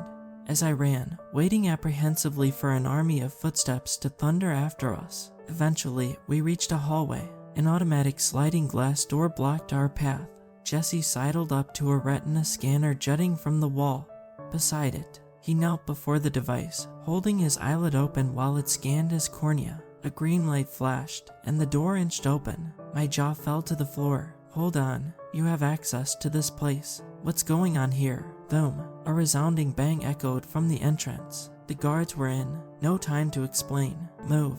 He dashed through the entryway, leaving me little choice but to follow suit. The automatic door slowly returned to its locked position, almost as if we were never there. Once we'd put some distance between us and our pursuers, Jesse and I took a moment to catch our breaths. I drank in the esoteric environment. Fear seeped into my bones. When I finally had a chance to process what I was looking at, holding cells lay embedded on either side of us. A few inches of what I assumed to be bulletproof glass was the only obstacle between us and the abominations that were housed within.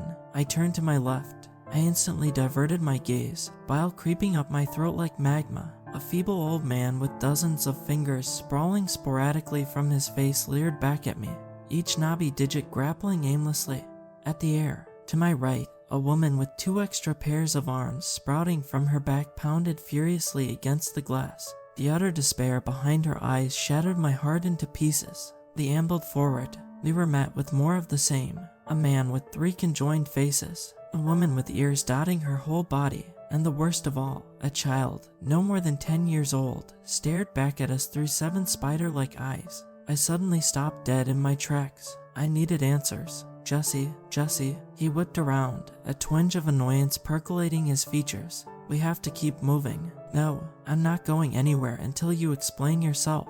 He glanced at the ground and sighed. Fine, I didn't want it to have to be this way, but you're making things difficult.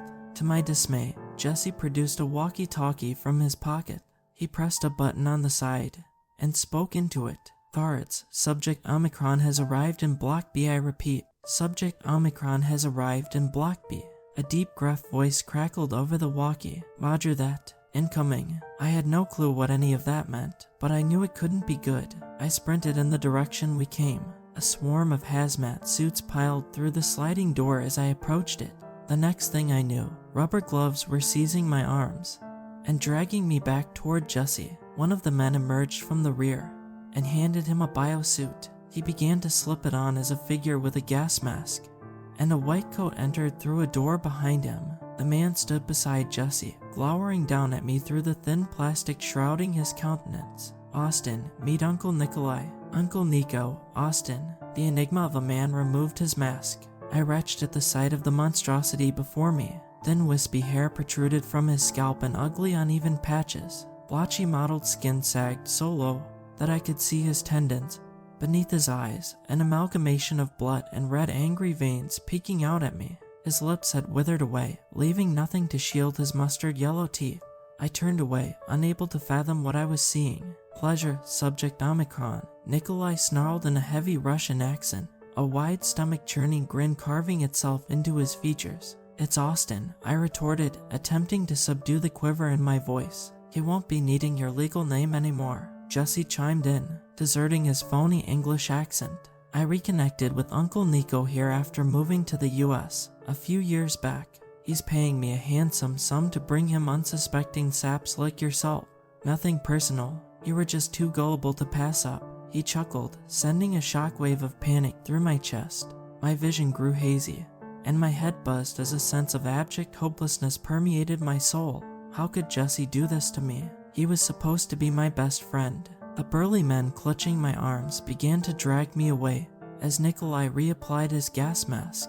Wait, Jesse, what's going on? Don't do this. He smirked at me from behind his veiled uniform. Uncle Nico will explain everything. Omicron. And the name's not Jesse, it's Ivan. Ivan mixed in with the procession, disappearing into a sea of white. Meanwhile, the men continued forward, hauling me through a thick reinforced steel door. I flashed in and out of consciousness, the sound of oppressive footsteps knocking me back to reality. We continued, passing monitors tracking vitals of various subjects amongst other data and statistics. Masked scientists scurried about, paying no mind to the stoic party of guards making its way through their stations. Then they stopped. My head was jerked upright. Before me sat a wall of holding cells, nearly identical to the ones I'd seen in the hall, with one distinct difference. The middle was significantly larger than any of the detention chambers I had previously observed. Inside stood an ungodly behemoth that still roots itself in my nightmares.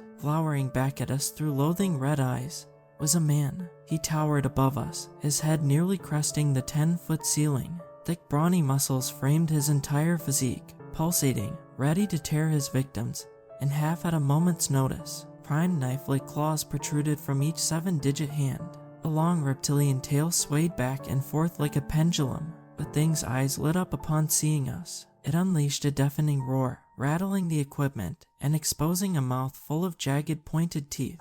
Nikolai spoke, ripping me from my horrified stupor. This, my dear Omicron, is Subject Alpha. You see, with the right amount of radiation, super drugs, and a bit of luck, we'll be able to replicate an entire army just like the specimen before you. Consider yourself fortunate. You'll get to be one of the first. I grasped for something, anything to combat his wicked revelation, but I was at a complete loss for words. I barely caught Ivan's snicker, my thoughts racing a mile a minute. Guards, show Subject Omicron to his living quarters, Nikolai demanded, as I was thrust into a cell directly to the right of Subject Alpha. The beast ran a clawed finger down the glass separating us, sending ice into my veins. Behave yourself, Omicron, and rest up. I'll be back to administer your first round of treatment in the morning. And with that, they left me unsettlingly alone. It's been a week since then. They've injected me with a plethora of assorted cocktails. I can feel my body changing, morphing, evolving. My phone doesn't work down here. I managed to snag Nikolai's while he wasn't looking. I overheard him bragging to one of his cohorts that he's programmed it with internet capabilities. I'm writing this as a last-ditch effort to tell my story while I'm still of sound mind. It's too late for me, but it's not for you. I'm begging you, whatever you do, stay far, far away from the Chernobyl nuclear power plant.